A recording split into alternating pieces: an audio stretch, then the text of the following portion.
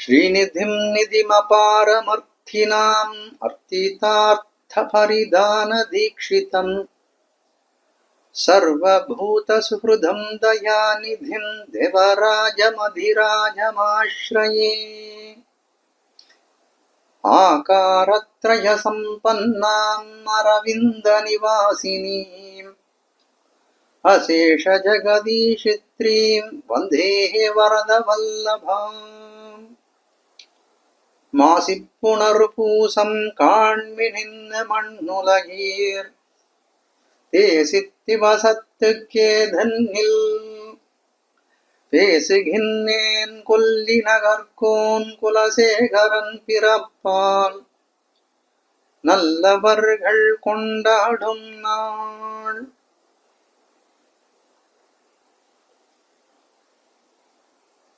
ஸ்ரீவத்சவம் சாம்புதிபூர்ணச்சந்திரம் ஸ்ரீரங்கநாதாரியதனூஜரத்னம் तत्पादयुग्माम्बुजभृङ्गराजम् अण्णङ्गराचार्यमहं प्रपद्ये. ஸ்ரீமத் வேதமார்க்க பிரதிஷ்டாபனாச்சாரியராய் ஸ்ரீமத் பரமஹம்ச பரிப்ராஜகாச்சாரியராய் எழுந்தருளிருக்கும் யதிகிரி எதிராஜீயர் சுவாமியினுடைய திருவடிகளிலே முதற்கண் அடியனுடைய சவிநயமான பிரணாமங்களை தெரிவித்துக் கொள்கிறேன். ஸ்ரீபதியான எம்பெருமான் நாராயணனை பரம காருணிகன், அது கருணையே வடிவானவன் அப்படின்னு தெரிவிக்கிறோம். எதனால அப்படி ஒரு வார்த்தை சொல்லுகிறோம் அப்படின்னு கேட்டால், அந்த எம்பெருமான் செய்யக்கூடிய கிருஷி பரம்பரைகளை கொண்டு, அவன் நமக்கு செய்யக்கூடிய உபகாரங்களை கொண்டு அவனை பரம காருணிகன். அப்படிப்பட்ட உபகாரங்கள் தான் என்ன அப்படின்னு கேட்டால், முக்கியமா நமக்கு இந்த கரண கலேவரங்களை பிரதானம் செய்திருக்கிறானே, அது இல்லைன்னா அடியன் இந்த இடத்துல இன்னைக்கு பேச முடியுமா, இல்ல நீங்கள் தான் கேட்க முடியுமா என்று சொல்லும்படியாய் இந்த தேகத்தை நமக்கு கொடுத்திருக்கிறான். இந்த தேகத்தை கொண்டு சத்கர்மாக்களை செய்வதற்காக சாஸ்திரங்களை உலகத்திலே பிரதானம் பண்ணி இருக்கிறான். கலைகளும் வேதமும் நீதி நூலும் கற்பமும் சொற்பொருள் தானும் மற்ற நிலைகளும் வானவர்க்கும் பிறர்க்கும் நீர்மையினால் அருள் செய்து, எல்லா விதமான சாஸ்திரங்களையும் கொண்டு நாம் உய்வடைய வேணும் அப்படின்றதுக்காக தானே சத்வாரகமாகவும் அத்வாரகமாகவும் சாஸ்திரங்களை இவ்வுலகத்திலே பிரவர்த்திப்பித்தான் அந்த எம்பெருமான் என்று காட்டக்கூடியதாய் இருக்கிறது. ஆச்சாரிய தேகாரர் தெரிவிக்கிறார், முனிவரை இடுக்கியும் முன்னீர் வண்ணனாயும் வெளியிட்ட சாஸ்திரங்கள். முனிவர்களை கொண்டு வியாசர், பராசரர், வால்மீகி போன்ற முனிவர்களை கொண்டு இதிகாச புராணங்கள், ஸ்மிருதிகள் போன்றவற்றை இந்த உலகத்திலே பரவச் செய்தான். தானே எம்பெருமான் கீதையா கண்ணனாக பிறந்த காலத்திலே கீதா சாஸ்திரத்தை தானே கொடுத்தான் என்று சொல்லக்கூடியதாக இருக்கிறது. சத்வாரகமாகவும் அத்வாரகமாகவும் பல கலைகளை அவன் கொடுத்தான் என்று காட்டக்கூடியதாக இருக்கிறது. அது மட்டுமா அப்படின்னு கேட்டால், தானே பற்பல அவதாரங்கள் செய்து நம்மை உய்யும் வண்ணம் பரபல உபகாரங்களை செய்தான். ஆழ்வார்களை, ஆச்சாரியர்களை எல்லாம் அவதரிப்பித்தான் என்றெல்லாம் காட்டக்கூடியதா இருக்கிறது. அப்போ இப்படி சாஸ்திர பிரதானம் பண்ணானே, அப்படி எம்பெருமான் சாஸ்திர பிரதானம் பண்ணியிருக்கான், முனிவர்கள் பண்ணியிருக்கிறார்கள் அப்படின்னு சொன்னோம். ஆனால் அதுல சீர்மை பெற்றது எது அப்படின்னு கேட்டால், நிர்விவாதமாக சொல்லலாம், எம்பெருமான் தானே சோதிவாய் திறந்து சொன்ன கீதை தான் அதிலே சீர்மை பெற்றது.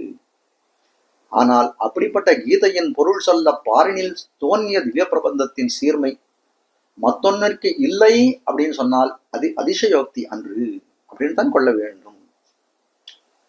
மணவாள மாமுனிகள் தன்னுடைய உபதேசத்தினாலே பல அருளிச்செயல் சந்தைகளிலே காட்டுகிறார் அந்த திவ்ய பிரபந்தத்தின் பெருமையை.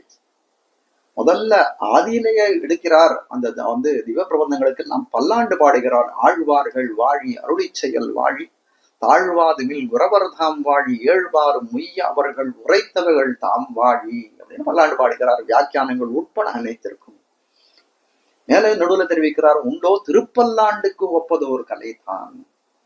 திருப்பல்லாண்டுக்கு ஒப்பதான கலை ஏதாவது உண்டா அப்படின்னு கேட்டால் கிடையவே கிடையாது. ஏன்னா மங்களாசாசனமே ஸ்வரூபம் நம்ம போல இருக்கு. அப்போ அந்த மங்களாசாசனத்தை தெரிவிக்கக்கூடிய திருப்பல்லாண்டுக்கு ஒப்பான கலை இந்த உலகத்திலே கிடையாது என்று சொல்லும்படியாக இருக்குத்தானே. உண்டோ திருவாய்மொழி கொப்பு. இன்னொரு பாசுரத்தை தெரிவிக்கார, உண்டோ திருவாய்மொழி கொப்பு. மிக்க இறை நிலையும் மெய்யாம் உயிர் நிலையும் தக்க நெறியும் தடையாகி தொக்கியலும் உள்வினையும் வாழ்வினையும் போதும் குறுகையர்கோன் யாழினிசை வேதத்தியல். இப்படிப்பட்ட திருவாய்மொழி நமக்கு தெரிவிக்கக்கூடிய விஷயம் என்னன்னா அர்த்த பஞ்சகம். அந்த சொரூபங்களை எல்லாம் நமக்கு உணர்த்தக்கூடியதா இருக்கு. நம்முடைய சொரூபத்தை உணர்த்தக்கூடியதா இருக்கிறது, இறைவனுடைய சொரூபத்தை உணர்த்தக்கூடியதா இருக்கிறது, அவனை அடைய ஒட்டாமல் தடுக்கக்கூடிய விரோதிகளை தெரிவிக்கக்கூடியதா இருக்கிறது, அடையும் புருஷார்த்தத்தை பற்றி தெரிவிக்கக்கூடியதா இருக்கு, அதுக்கு உபாயம் என்ன என்பதை தெரிவிக்கக்கூடியதா இருக்கிறது. ஹலோ, நம்மாழ்வாருடைய பாசுரங்கள், ஆழ்வாருடைய பாசுரங்கள் பலஸ்ருதி எல்லாம் பாருங்கள், ரொம்ப விலட்சணமாக பலஸ்ருதி. வைகுந்தம் ஆகும் தம்மூர் எல்லாம். இப்படிப்பட்ட அந்த பாசுரங்களை அறிந்து வாசி சொல்லக்கூடியவர்களுக்கு பலம் என்ன அப்படின்னா வைகுந்தமாக, இந்த ஊரே வைகுந்தமாகும் என்று சொல்லக்கூடியதாய் அமைந்திருக்கிறது. அப்போ இப்படிப்பட்ட அருளிச்செயல் துணுக்கைகள், இந்த சந்தைகள் எல்லாம் தெரிவிக்கக்கூடிய விஷயம் என்ன அப்படின்னு கேட்டால், இந்த திவ்ய பிரபந்தத்தினுடைய சீர்மையை உறுதிப்படுத்தக்கூடியதாய் இருக்கிறதா இந்த அருளிச்செயல் துணுக்கைகள். அப்படிப்பட்ட இந்த சீர்மை பொருந்திய திவ்ய பிரபந்தத்தை, அதனுடைய அர்த்தங்களை நாம் அறிய வேணும் அப்படின்னா அது பெரிய சாகசமான காரியம்தான். சாதாரணமா பகவத் விஷயம் திருவாய்மொழியுடைய அர்த்தங்களை அறிய வேண்டுமே ஆனால் காலக்ஷேப முறையிலே 2.5 வருஷம் 3 வருஷ காலம் சாதாரணமாகவே ஆகும் என்று சொல்லக்கூடியதா இருக்கிறது. அப்படிப்பட்ட ஒரு நிலையிலே குறுகிய காலத்திலே சீர்மை பொருந்திய திவ்ய பிரபந்தத்தின் அர்த்தங்களை நாம் ஒரே வருஷத்துல அறியணும் அப்படின்னா அது ஒரு பகீரத முயற்சின்னு தான் சொல்லணும். பகீரதன்னு சொல்லக்கூடியவன் எப்படி ஆகாச கங்கையை பூமியிலே கொண்டு வந்தானோ அதே போல நம் ஜீயர் சுவாமியும் தன்னுடைய பகீரத பிரயத்தனத்தினாலே 1 வருஷ காலத்திலே இந்த 4000 திவ்ய பிரபந்தத்தின் அர்த்தங்களை நாம் எல்லாம் அறிந்து உய்ய வேணும் என்ற பேர் அபாவினாலே திவ்ய பிரபந்த தாரா என்று சொல்லக்கூடிய இந்த உபன்யாச தொடர் 1 வருஷம் அவிச்சின்னமாய் இடைவிடாத திவ்ய பிரபந்த தாரா என்ற பெயரிலே ஒரு உபன்யாச தொடரை ஏற்படுத்தி இருக்கிறார். அப்படிப்பட்ட அந்த வைபவத்தில நாம் அனைவரும் கலந்து கொண்டு நல்ல பயன் பெற வேணும். அப்படிப்பட்ட வாய்ப்பினை நமக்கு ஏற்படுத்தி கொண்ட ஜீயர் சுவாமியினுடைய திருவடி தாமரைகளுக்கு பல்லாண்டு பாடி இன்றைய திவ்ய பிரபந்த அனுபவத்தில் இழிவோமாக. இன்றைய அனுபவத்திற்கு விஷயமா இருக்கிறது பெருமாள் திருமொழியிலே 6வது பதிகமாய் விளங்கக்கூடிய ஏர்மலர் பூங்குழல் ஆயர்மாதர் என்று தொடங்கக்கூடிய பதிகமாய் இருக்கிறது. இப்படிப்பட்ட இந்த பதிகத்தினுடைய விசேஷம் என்ன, இந்த திருமொழியுடைய விசேஷம் என்ன அப்படின்னு கேட்டால், குலசேகர ஆழ்வார் பெண் தன்மையை எய்தி பாடியது இது காட்டக்கூடியதா இருக்கிறது. பெண் தன்மையை எய்தி பாடக்கூடியதுல ஒன்றும் தனித்துவம் ஏதாவது உண்டா அப்படின்னு கேட்டால், திருமங்கை ஆழ்வாரும் பெண் தன்மை பரகால் நாயகியாய் சில பாசுரங்கள் பாடியிருக்கிறார். நம்மாழ்வார் பராங்குச நாயகியாய் சில பாசுரங்கள் பாடியிருக்கிறார். ஆனால் அந்த எல்லா நாயகிகள் பாடுவதைப் போல அன்று இது எப்படி இருக்கக்கூடியதுன்னா, இந்த பதிகத்தினுடைய விசேஷம் என்னன்னா பிரணயரோஷம் தலையெடுத்து பாடக்கூடிய பதிகம் என்று காட்டக்கூடியதார். பிரணயரோஷம் அப்படின்னா ஊடல்னு தெரிவிப்பார்கள் தமிழிலே. அப்படிப்பட்ட இந்த ரீதியிலே நம்மாழ்வாரும் ஒரு பதிகம் பாடியிருக்கிறார் தன்னுடைய திருவாய்மொழியிலே. திருமங்கை ஆழ்வாரும் ஒரு பதிகம் பாடியிருக்கிறார். அதே ரீதியிலே பேசித்தே பேசும் ஏககண்டர்களான ஆழ்வார்கள், அதே ரீதியிலே குலசேகர ஆழ்வாரும் இந்த ஏர்மலர் பூங்குழர் ஆயர்மாதர் என்று சொல்லக்கூடிய பதிகத்தினாலே பிரணயரோஷத்தை வெளிப்படுத்தக்கூடிய பதிகமாக இப்படிப்பட்ட ஒரு பதிகத்தை இவ்விடத்திலே அருளி செய்திருக்கிறார். பிரணயரோஷம் அப்படின்னு சொன்னால் ஊடல், நாயகனுக்கும் நாயகிக்கும் இருக்கக்கூடிய ஒரு சிறிய மோதல், ஒரு மனஸ்தாபம் உண்டு இல்லையா, அதுக்கு பேர் ஊடல் என்று பேரு, பிரணயரோஷம் என்று பேர் என்று காட்டக்கூடியதாக இருக்கிறது. அப்படிப்பட்ட இந்த பாசுரத்தினுடைய இந்த பதிகத்தினுடைய அர்த்தத்தை அறிவதற்கு முன்னாடி பூர்வாங்கமாக சில விஷயங்களை அடியன் தெரிவிக்கிறேன். ஆண்டாள் தன்னுடைய திருப்பாவையிலே 28வது பாசுரம் கூடாரை வெல்லும் சீர் கோவிந்தா, 27வது பாசுரம் கூடாரை வெல்லும் சீர் கோவிந்தா என்று காட்டக்கூடியதா இருக்கிறது ஒரு பாசுரம். கூடாரை வெல்லும் சீர் கோவிந்தானா விமுகர்களையும் வசப்படுத்தி கொள்ள வல்ல திருக்குணங்களை உடையவன் கண்ணபிரான் அப்படின்னு சொல்லக்கூடியதா இருக்கு. விமுகர்கள் அப்படின்னு சொன்னா பக்தி அற்றவர்கள், அப்படிப்பட்டவர்களை கூட வசப்படுத்தி கொள்ள வல்ல திருக்குணமுடையவன் அந்த எம்பெருமான்னு சொல்லக்கூடியதா இருக்கிறது. ஆனா இந்த இடத்துல எப்படி அன்வயம் பண்ணணும்னா கூடாரையும் வெல்லும் சீர் கோவிந்தா, அப்போ அந்த இடத்துல என்ன ஆகுதுன்னா ஒரு வகுப்பு இடத்துல தெரிகிறது, ஒரு ஜனங்களுடைய வகுப்பு தெரிகிறது. அப்படிப்பட்ட வகுப்பு என்ன அப்படின்னு கேட்டால் 3 விதமான வகுப்புகளை அவ்விடத்திலே காட்டுகிறார்கள். அதாவது அபிமுகர் அப்படின்னு ஒரு வகுப்பு, விமுகர் அப்படின்னு ஒரு வகுப்பு, உதாசீனர் அப்படின்னு ஒரு வகுப்பு. அபிமுகர் அப்படின்னு சொன்னா எம்பெருமான் திறத்திலே பக்தி உடையவர்கள். விமுகர் அப்படின்னு சொன்னா எம்பெருமான் திறத்திலே மாச்சரியத்தை, பொறாமையை காட்டக்கூடியவர்கள், விரோதாபாசமாக இருக்கக்கூடியவர்கள். உதாசீனர்னு சொல்லக்கூடியவர் எம்பெருமான் திறத்திலே அன்பும் கிடையாது, அதே சமயத்துல துவேஷமும் இன்றி இருக்கக்கூடியவர்கள் உதாசீனர்கள் என்று காட்டக்கூடியதாக இருக்கிறது. ஆண்டாள் இந்த பாசுரத்தினாலே கூடாரை வெல்லும் சீர் கோவிந்தா அப்படின்னு சொல்லக்கூடிய காலத்திலே இன்ற 3 வகுப்பினரையும் காட்டுகிறாள் என்று தெரிவிக்கிறார்கள் வியாக்கியானத்திலே. அப்போ கூடார் அப்படின்னு சொன்னால் யார் இருப்பா அதுல? விமுகர்னு சொல்லக்கூடிய பக்தியற்றவர்கள் எம்பெருமான் தரத்திலே கூட மாட்டோம் அப்படின்னு இருந்தால் அது அவர்களுடைய இயற்கையான சுபாவம். உதாசீனர்களாய் இருக்கக்கூடியவர்கள் எம்பெருமான் தரத்திலே நாங்கள் கூட மாட்டோம் என்று சொன்னால் அது இயற்கையான சுபாவம். ஆனால் அபிமுகர்களும் எம்பெருமான் தரத்திலே கூட மாட்டேன் என்று சொன்னால் அது இயற்கையான சுபாவம் அன்றே. அது எப்படி அப்படின்னு ஒரு கேள்வி விடத்துல நமக்கு பிறக்குது இல்லையா? தெரிவிக்கிறார்கள், ஆழ்வார் 2 பிரகாரங்களாலே எம்பெருமான் தரத்திலிருந்து விலகிச் செல்கிறார்கள். அபிமுகர்களாய் இருக்கக்கூடிய ஆழ்வார்கள், பரம பக்தர்கள் எம்பெருமான் தரத்திலிருந்து விலகிச் செல்கிறார்கள். எந்தெந்த சந்தர்ப்பங்கள்ல அது அப்படின்னு பார்க்கக்கூடிய காலத்திலே நம்மாழ்வார் அருளி செய்த திருவாய்மொழியின் முதல் 10 அதுல வளவேலுலகின் முதலாய வானோர் இறையை அறிவின ஏன் என்று தொடங்கக்கூடிய ஒரு பாசுரம். அந்த பதிகத்தாலே, அந்த திருவாய்மொழியாலே காட்டப்படக்கூடிய விஷயம் என்ன அப்படின்னா, ஆழ்வாரானவர் எம்பெருமானுடைய பெருமையை நினைந்து, தன்னுடைய தாழ்ச்சியை நினைந்து அவரிடத்துல விலக பார்க்கிறான். மணவாள மாமணிகள் தன்னுடைய திருவாய்மொழி நூற்றந்தாதியில ரொம்ப அற்புதமாக இந்த விஷயத்தை காட்டுகிறார். வளம் மிக்க மால் பெருமை மண்ணுயிரின் தன்மை உளமுத்து அங்கூடுருவ ஊர்ந்து தளர்வுத்து நீங்க நினை மாறனை மாறு, நீங்க நினைத்தான் மாறன் என்று சொல்லக்கூடியதாக இருக்கிறது. அப்போ நம்மாழ்வார் என்ன பண்றான்னா, தன்னுடைய தாழ்ச்சி, அம்மான் ஆழிப்பிரான் அவன் எவ்விடத்தான் ஞானார், அவனுடைய பெருமைகளை பார்க்கக்கூடிய காலத்திலே அவன் வேறு சிகரம் போல இருக்கிறானே. நம்மளுடைய தாழ்ச்சியை நினைக்கக்கூடிய காலத்துல நாம் எப்படி ஒரு துரும்பை போலே இருக்கிறோம், அவன் இவ்விடத்திலே நாம் இவ்விடத்திலே என்று சொல்லக்கூடியதா இருக்கிறது. அதனால் என்ன பண்றார், தன்னுடைய நைச்சான சிந்தானத்தாலே எம்பெருமானுடைய கூடமாட்டேன் என்று பிரிந்து வருகிறார். அது ஒரு வகையான ஊடல். அதுக்கு மேல தெரிவிக்கிறார், மின்னிடை மடவார்கள் மின்னருள் சூடுவார் முன்பு நான் அதஞ்சுவன் அப்படின்னு ஆரம்பத்திலே 2வது பதிகம்.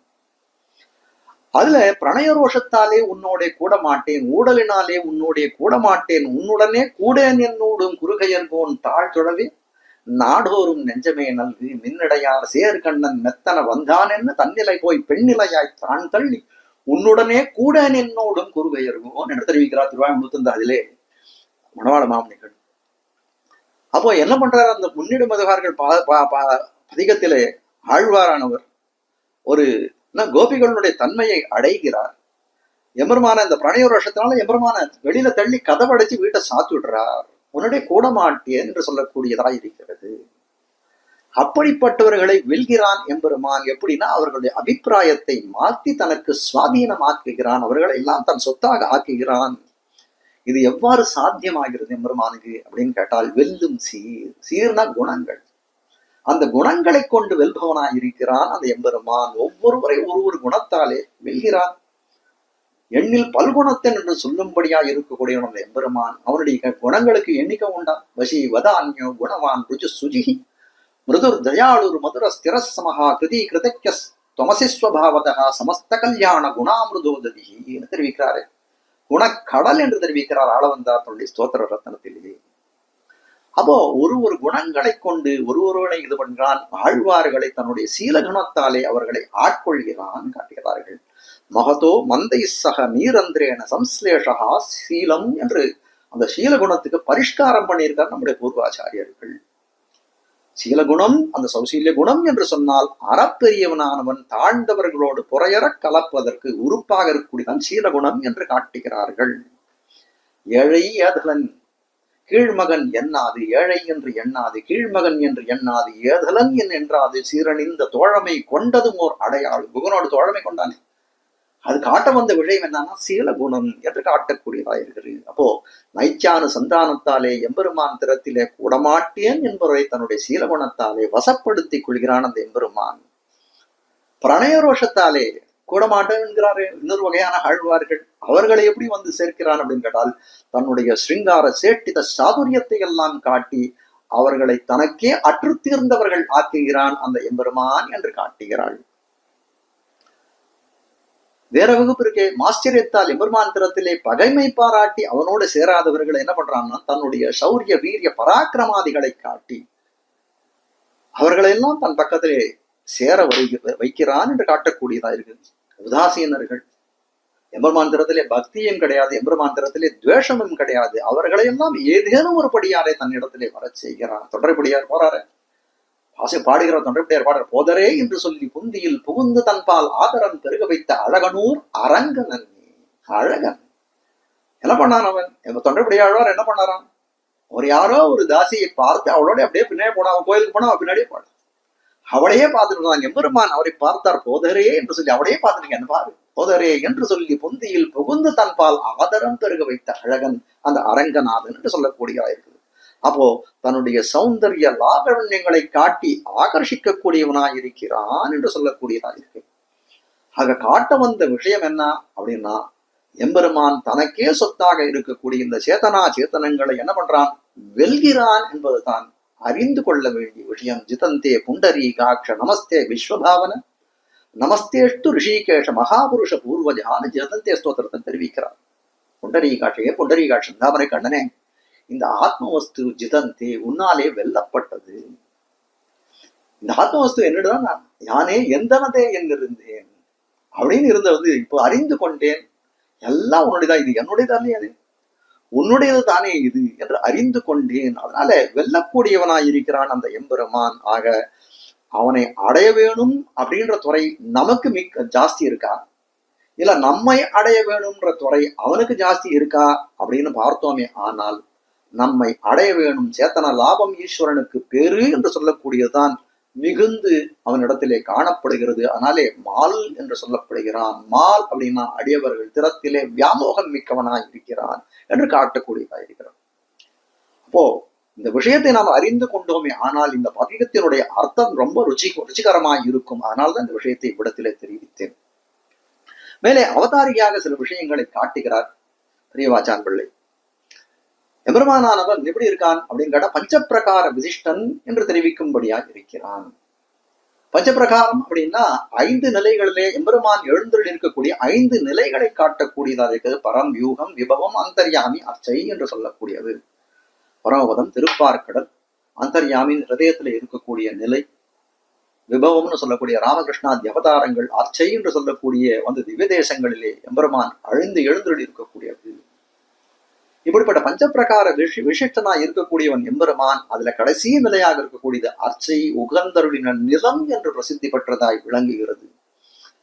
அப்படிப்பட்ட அந்த திவ்ய தேசங்களிலே பிரதானமாக இருக்கக்கூடியது திருவரங்கம் என்று சொல்லக்கூடியது. அப்படிப்பட்ட திருவரங்கத்தை குறித்து 3 பதிகங்கள் பாடினார் குலசேகராழ்வார் இந்த பெருமாள் திருமொழியின் மூலமாக.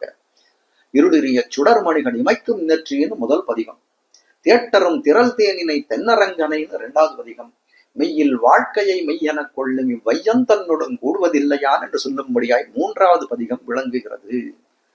அப்போ திருவரங்கத்தினுடைய அனுபவம் 3 பதிகத்தாலே காட்டினார், அனுபவத்தை காட்டினார் குலசேகர பெருமாள். அதுக்கு மேலே ஊனேறு செல்வத்தை உடல் பிறவி யான் வேண்டேன் என்ற 4வது பதிகத்தாலே திருவேங்கடமுடையான் திறத்திலே தன்னுடைய அனுபவத்தை பொழிந்தார். அவள்பட்ட திருமலையிலே ஏதேனும் ஆகப் பெறுவேனே என்று சொல்லும்படியான ஒரு எண்ணத்தோட எம்பெருமான் திறத்திலே அடிபணிந்தார் அவ்விடத்திலே. அதுக்கு மேலே தருதுயரம் தடாயேல் உன் சரணல்லால் சரணில்லை என்று சொல்லும்படியாய் மலையாள திவ்ய தேசமாய் விளங்கக்கூடிய திருவித்துவக்கோடு என்ற திவ்ய தேசத்திலே அந்த எம்பெருமான் திறத்திலே அடிபணிந்தார். அவனுக்கு நமக்கு இருக்கக்கூடிய சம்பந்தங்களை எல்லாம் தெரிவித்தார் அந்த பதிகத்தினாலே. இது பார்க்கக்கூடிய காலத்திலே இந்த குலசேகர ஆழ்வாருக்கும் நம்மாழ்வாருக்கும் ஒரு ஒப்புமை இவ்விடத்திலே காண கிடைக்கிறது.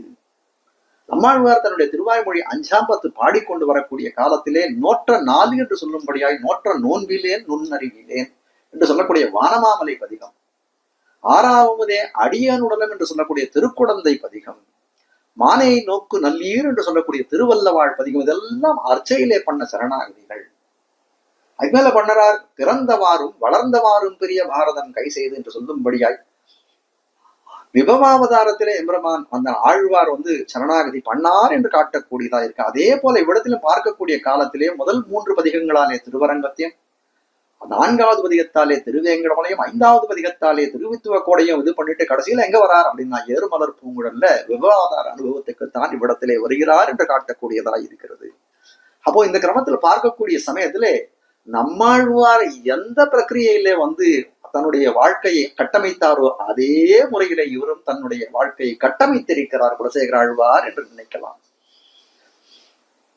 ஆனால் அந்த இடத்திலே கேட்கிறார், நம்மாழ்வார் விபவாதாரத்தில் அர்ச்சையெல்லாம் இழிந்துவிட்டு பின்னானார் வணங்கும் சோதி என்று சொல்லும்படியா அர்ச்சாவதாரத்திலே இழிந்து விட்டு விபவாதாரத்திற்கு வந்தாரே. நம்மாழ்வார் எதற்காக வந்தார்?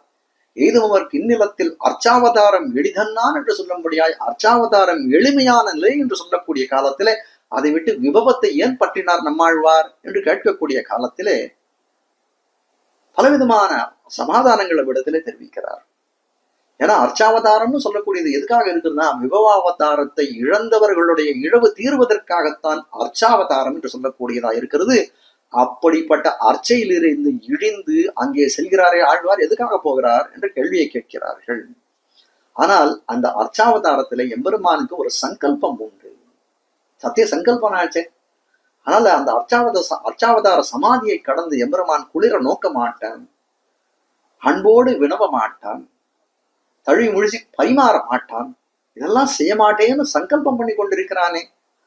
அப்படிப்பட்ட அந்த சங்கல்பம் கொலையும்படி எம்பெருமான் திறத்திலே நிர்பந்தம் செய்யக்கூடாது அப்படின்ற காரணத்தினாலதான் ஆழ்வார் என்ன நினைத்தாராம், விபவாவதாரத்துல பண்ணலாம்.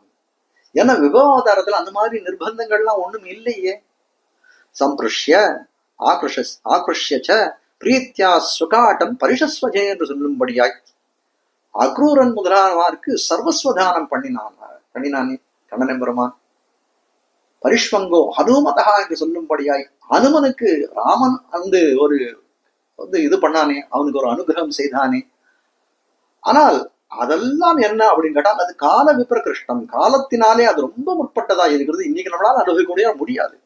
ஆனால் அந்த கால விப்ரகிருஷ்டத்திலே ஆழ்வார் கண் செலுத்தாமல் விபவாதாரத்தில் இந்த சங்கல்பம் எல்லாம் கிடையாது, நிர்பந்தம் கிடையாது. அதனால எம்பெருமானுடைய தழிவு முழிசி பரிமாறலாம் என்று சென்றார் என்று சொல்லுகிறார்கள் சமாதானத்தை பூர்வாச்சாரியர்கள்.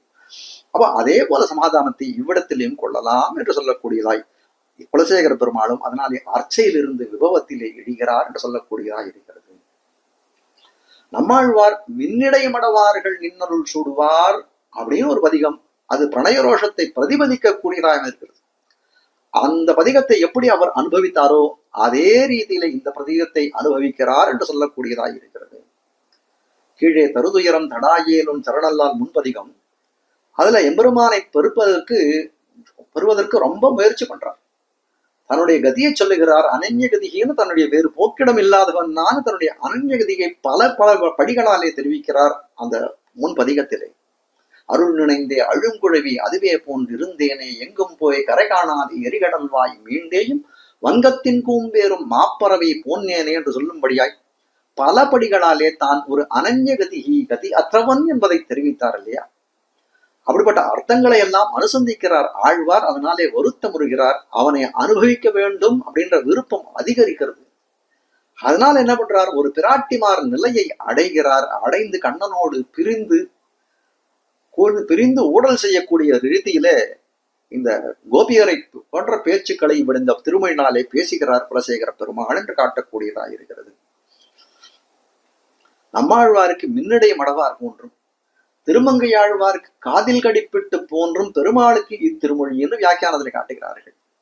நம்மாழ்வார் மின்னடை மடவார்னு ஒரு பதிகம் அருளி செய்திருக்கிறார் 6ஆம் பத்திலே. அதே போல திருமங்கையாழ்வார் 10ஆம் பத்திலே காதில் கடிப்பிட்டுன்னு ஒரு பதிகம் பாடிருக்கார். ரெண்டுமே பிரணயரோஷ பதிகங்கள். அதுபோல குலசேகர ஆழ்வாருக்கு அதுக்கு சதுருஷமாக அதுக்கு துல்லியமான ஒரு பதிகம் இது இந்த ஏர்மலர் பூங்குழல் ஆயர் மாதர். ஆனால் எல்லாமே பிரணயரோஷ பதிகங்களா இருந்தாலும் அதுலயும் சில வித்தியாசங்கள் உண்டு என்று காட்டுகிறார்கள் பூர்வாச்சாரியர்கள் ரொம்ப நயமாக. நம்மாழ்வாருடைய பிரணயரோஷம் இந்த ஊடல் எப்படி இருக்குன்னா அதிலே வன்மை காட்டின்யம் தோற்றம் இருக்கும். பேசக்கூடிய வார்த்தைகள் கொஞ்சம் தடிமனா இருக்குமா நம்மாழ்வார் தரத்துல. எப்படின்றா, போகு நம்பி நீ போ, கழக மீறேல் நம்பி வீட்டு படி ஏறாதே என்று சொல்லக்கூடியதா இருக்கும். வியாக்கியான பந்தி எடுக்கிறார்கள். பகவத் விஷயத்திலே தன்னுடைய ஊற்றமெல்லாம் தோன்ற இவர் இப்படி அருளி செய்தபடி. ஆழ்வார்னு சொல்லக்கூடிய நம்மாழ்வார்னு சொல்லக்கூடிய 32 பிராயம் இந்த நிலவுலகத்திலே எழுந்தருடி இருந்தார். அதுலயும் 16 பிராயம் அவர் பேசவே இல்லை. ஏனைய 16 பிராயம் தான் பேசி இருக்கிறார். பகவத் விஷயத்துல பிராவண்யம் தோற்ற அருளி செய்தபடி. அப்படி சொல்லலாமோ அப்படின்னு கேட்கலாம். அப்படிப்பட்டவருடைய பேச்சு வன்மை உடைத்தா இருக்குமோ அப்படின்னு கேட்டால் அப்படித்தான் இருக்கும். ஏன்? ஆத்யஸ்யன குலபதே ஆளவந்தது. ஆத்யஸ்யன நமக்கு குலபதியா இருக்கக்கூடியவர். அது மட்டும் இல்ல, குலபதியா இருக்கக்கூடியவர் இல்ல, பிரபஞ்சன கூட்டத்திலே பிரதமராய் இருக்கக்கூடியவர்கள். உண்ணும் சோறு பருகும் நீர் தின்னும் வெற்றிலையும் எல்லாம் கண் என்று சொல்லக்கூடிய பரம பக்தனாய் இருந்தவன். வாசுதேவ சர்வமிதி சமஹாத்மா சுதுர்லபகா என்று சொல்லும்படியாய் கண்ணனாலே கண்ணுடைய திருவாக்குக்கு நிர்தேச பொருளாய் விளங்கியவர் நம்மாழ்வார் என்று சொல்லக்கூடியவர். அப்போ எல்லா காரணங்களாலும் பார்க்கக்கூடிய காலத்திலே நம்மாழ்வாருக்கு ஒரு அசாத்தியமான தைரியம் இருந்ததுனால கொஞ்சம் கடினமாக அவ்விடத்திலே பேசினார். போகு நம்பி கழகமேறில் நம்பி இப்படிலாம் பேசினார் என்று காட்டக்கூடியதாக இருக்கிறது. திருமங்கை ஆழ்வாருடைய பிரபந்தம் எப்படி இருக்குன்னு கேட்கிறார். திருமங்கை ஆழ்வார் மார்தவம் எல்லாம் தோற்றம் உடைத்தாயிருக்கும். மார்தவம் அப்படின்னு சொன்னால் மிருதுவாக சொல்லக்கூடியதுன்னு காட்டுகிறார்கள். ஆனால் திருமங்கை ஆழ்வாருக்கு என்ன பேர் அப்படின்னு கேட்டா கலியன்னு பேர். மிடுக்கன், கலியன்னா மிடுக்கன்னு பேர். திருமங்கை ஆழ்வார் ஆழ்வார் ஆவதற்கு முன்னாடி களவு தொழிலை செய்து கொண்டிருக்க காலத்துல எம்பெருமான் சர்வாலங்கார பூஷிதனாய் தலையிலிருந்து கால் வரைக்கும் எல்லா சொர்ண ஆபரணங்களை அணிந்து கொண்டு இவர திருமங்கை ஆழ்வாரை திருத்தி பணி கொள்ள வேண்டும் என்று வருகிறார்.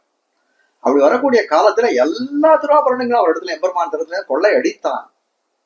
கொள்ளை அடித்து கடைசியில பார்க்கிறான் எம்பெருமான் திருவடியில ஒரு சின்ன மெட்டி போல ஒரு திருவாபரணத்தை அணிந்து கொண்டிருக்கிறான். பிள்ளாஞ்சியத்தினுடைய உபதேசத்தினால வியாக்கியானத்திற்கு அருகாழின்னு பெயரிடுறார். இதுக்கு அந்த அருகாழி, அந்த திருவடியில அந்த விரல்ல இருக்கக்கூடிய அருகாழியை இழுத்து பார்க்கிறான் திருமங்கை ஆழ்வார். இழுத்து பார்க்கக்கூடிய காலத்துல வரல, தன் பல்ல வச்சு கடிச்சு இழுத்தார். அவர் சொன்னார் கலியனும், எம்பெருமான் சொன்னாரா கலியனும் மிடுக்கணும் நீர். திருநகிரி பிராந்தியத்தெல்லாம் சொல்லுவா, இதை கூட நீ எடுத்துன்னு போனோமான்னு பெருமாள் கேட்டாராம். இது எடுத்துன்னு போனா என்னுடைய சத்யாராந்த கைங்கிறதுக்கு வாழலை வாங்கிப்பார். அவ்வளோ ரொம்ப மிடுக்கனாக இருந்தவர். வாழ்வழியால் மந்திரங்கொள் மங்கை இருக்கும். மந்திரத்தை இன்னும் மந்திரம் போட்டேன், எல்லா திருவாபரணத்தையும் கட்டி வச்சா தூக்க முடியல. ஏன் பிராமணனே ஏதாவது மந்திரம் போட்டினான்னு கேட்டான்.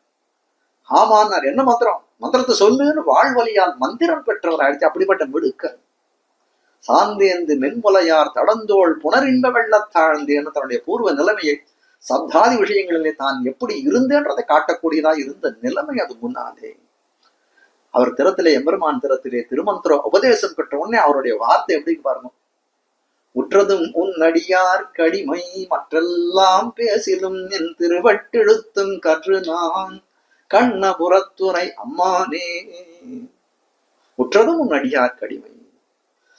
அப்போ அந்த திருமந்திரமானது அவருக்குள்ள எவ்வளவு பெரிய ஒரு மறுமலர்ச்சியை ஏற்படுத்தி இருக்குது பாருங்க.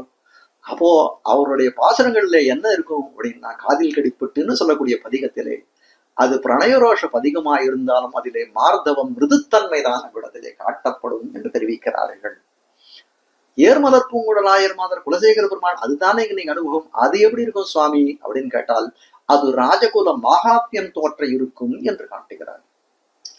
ராஜகுல மகாத்மியம் எப்படி இருக்கும் அப்படின்னு கேட்டால் எவ்வளவு மரியாதையா பேசுற பாருங்க. ஒரு பெண்ணை யமுனை கரைக்கு வர சொல்லிட்டான். கண்ணன் பெருமான் போகவே இல்லை.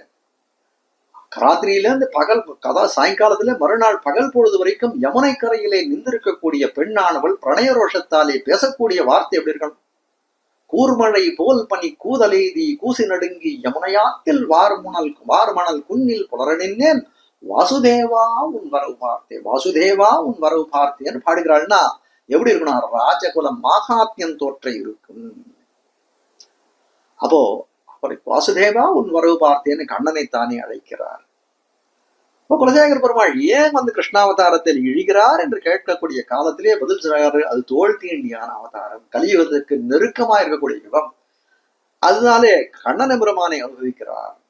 ஆனால் அப்படி அனுபவிக்கக்கூடிய காலத்திலே குலசேகர பெருமாள் எப்படி தன்னுடைய நிலைமை மாறிவிட்டதுன்னா, 5,00,000 குடி பெண்கள் பட்ட பாட்டை தான் ஒருவராகவே பட்டாருன்னு சொல்லக்கூடியதா இருக்க திருவாய்ப்பாடி பெண்களை போலவே பேச்சாலே இந்த திருமொழியை வந்து பாடியிருக்கிறார், அருளி செய்திருக்கிறார் குலசேகர பெருமாள் என்று சொல்லக்கூடியதா இருக்கிறது. ஆனால் இந்த குலசேகர பெருமாளுடைய இந்த நாயிகா பாவம், இந்த கோபிகைகளை போல வந்து பாவனையிலே பேசக்கூடிய பேச்சானது துல்லியமான நாயிகா பாவம். அதாவது வந்து நம்மாழ்வாருடைய நாயிகா பாவம் போலவோ திருமங்கியாழ்வார் நாயிகா பாவம் போலவே நினைக்கப்படுவதில்லை. இதுவரைக்கும் அவதாரிகை. இதுக்கு மேலே பாசுரார்த்தங்களிலே இழிவோமாக. முதல் பாசுரம், ஏறுமலர் பூங்குழல் ஆயர் மாதர் எனைப் பலருள்ள இவ்வூரில் உந்தன் மாறுவதழுவதற்காசையின்மை அறிந்தறிந்தே உந்தன் பொய்யை கேட்டு கூர்மழை போல் பனி கூதலெய்தி கூசி நடுங்கி யமுனையாற்றில் வார்மணல் குன்னில் புலர நின்னேன் வாசுதேவா உன் வரவு பார்த்தேன். ஒரு பெண்ணாள்கள் பேசக்கூடிய பேச்சு, பிரணயரோஷத்தாலே பேசக்கூடிய பேச்சு. கண்ணனானவன் என்ன பண்ணான்னா, ஒரு கோபிகள் திறத்துல சொன்னானாம், நீ யமுனையோடைய மணல் திட்டல போய் நில்லு, நான் அங்க வந்து சேரறேன் அப்படின்னு சொல்லி வைத்திருந்தான். அவள் போய் காத்துட்டு இருக்கான். எவ்வளவு நாளை காத்திருந்தான்னா, சாயங்காலத்திலே மறுநாள் பகல் பொழுது விடியும் வரை காத்திருந்தாள். வரவே இல்லை. மறுதடவை அவனை பார்க்கிறா. மறுநாள் அவனை பார்க்கக்கூடிய காலத்திலே அவனுக்கு ஒரு பிரணயரோஷம், அன்பினாலே ஒரு கோபம் ஏற்பட்டது. அந்த கோபத்தாலே, அந்த ஊடலாலே சொல்லக்கூடிய வார்த்தையாக அமைந்திருக்கக்கூடியதுதான் இந்த திருமொழி என்று காட்டக்கூடியதாக இருக்கிறது. ஏறுமலர் பூங்குழல் ஆயர் மாதர். திருவாய்ப்பாடில் இருக்கக்கூடிய மாதர்கள்லாம் எப்படின்னா அழகிய மலரை உடையவராக இருக்கிறார்கள். அப்படி இல்லை, மலர்க்கே மனம் கொடுக்கக்கூடிய அழகிய கூந்தலை உடைய வந்து இடைப்பெண்கள் என்று காட்டக்கூடியதாக இருக்கிறார்கள். ஏறுமலர் பூங்குழல் ஆயர் மாதரை என பலரியுள்ள யூரில்.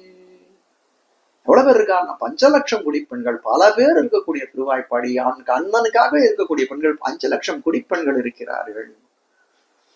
என பலருள்ள இவ்வூரில் உந்தன் மாறுதழுவதற்காசையின்மை அறிந்தறிந்தே. இந்த ஊரானது பல பெண்களை உடையது. 5 லட்சம் குடிப்பெண்கள் இருக்கிறார்கள்.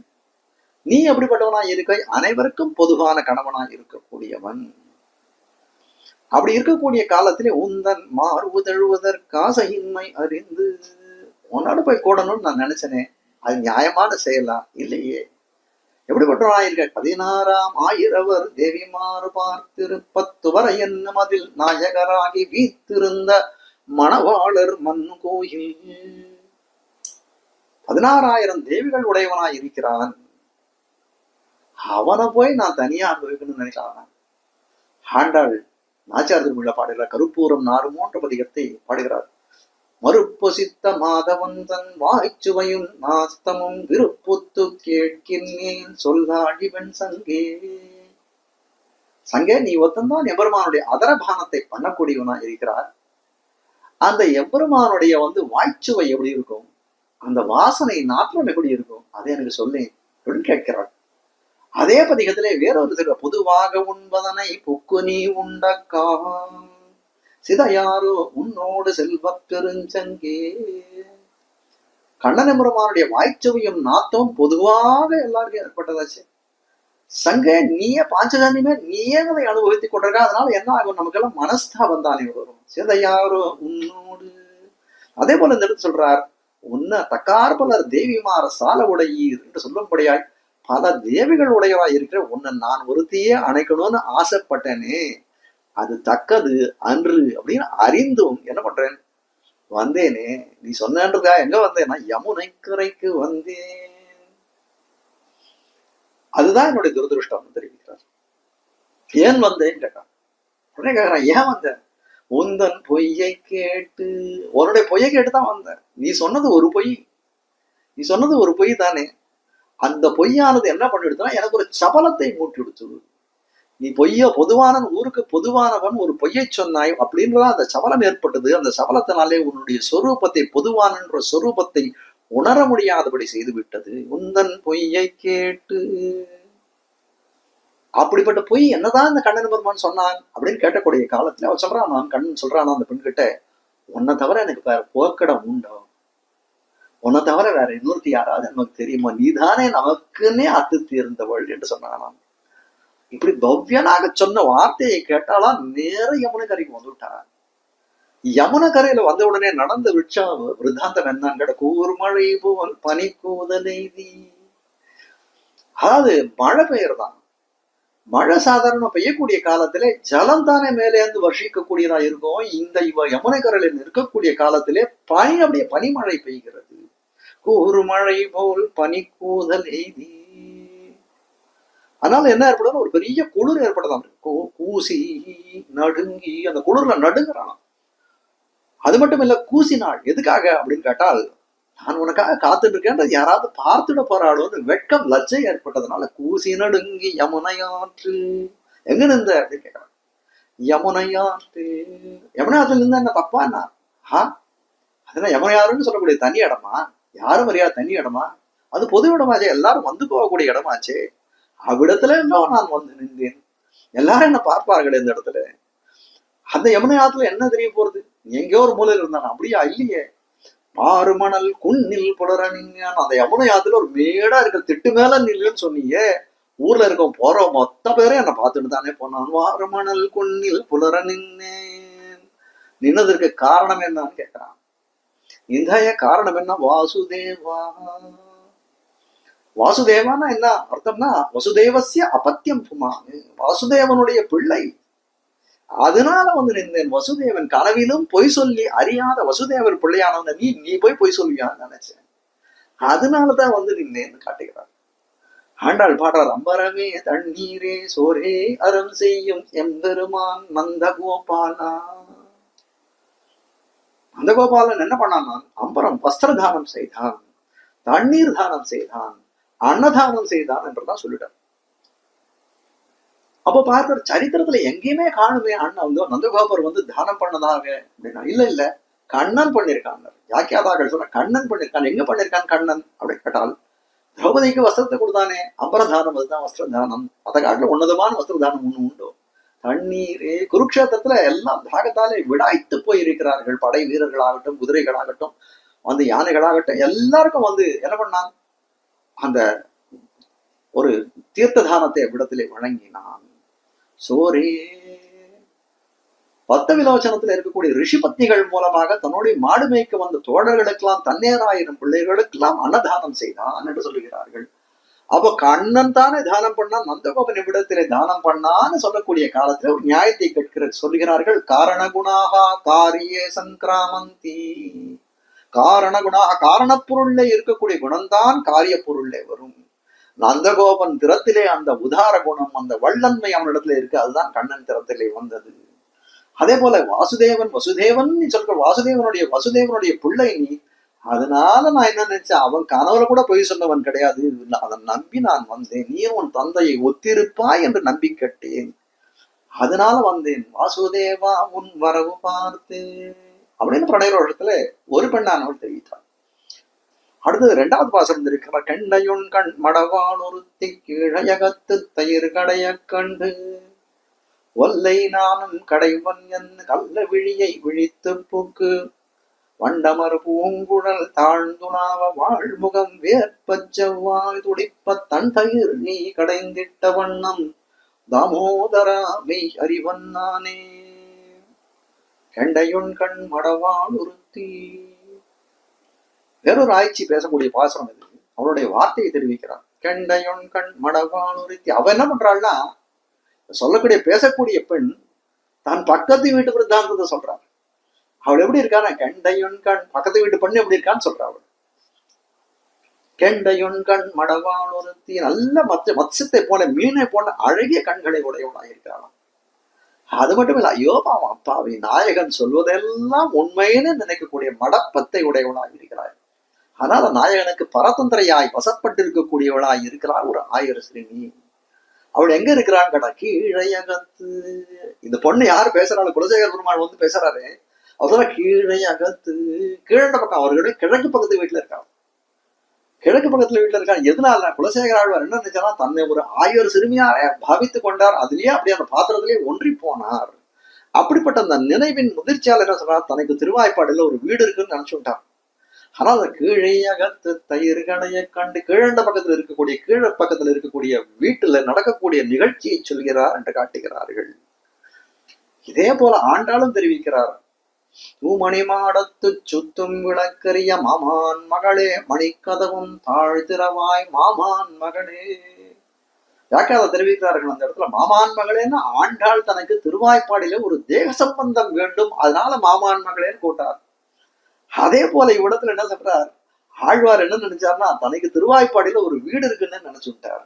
ஆனா அதுல கீழயகத்து தயிர்கள் வீட்டுக்கு கிழட்ட பக்கத்தில் இருக்கக்கூடிய வீட்டுல இருக்க தயிர் கடையறான்னு தெரிவிக்கிறார். மேல செய்திகள் விவரிக்கிறார்.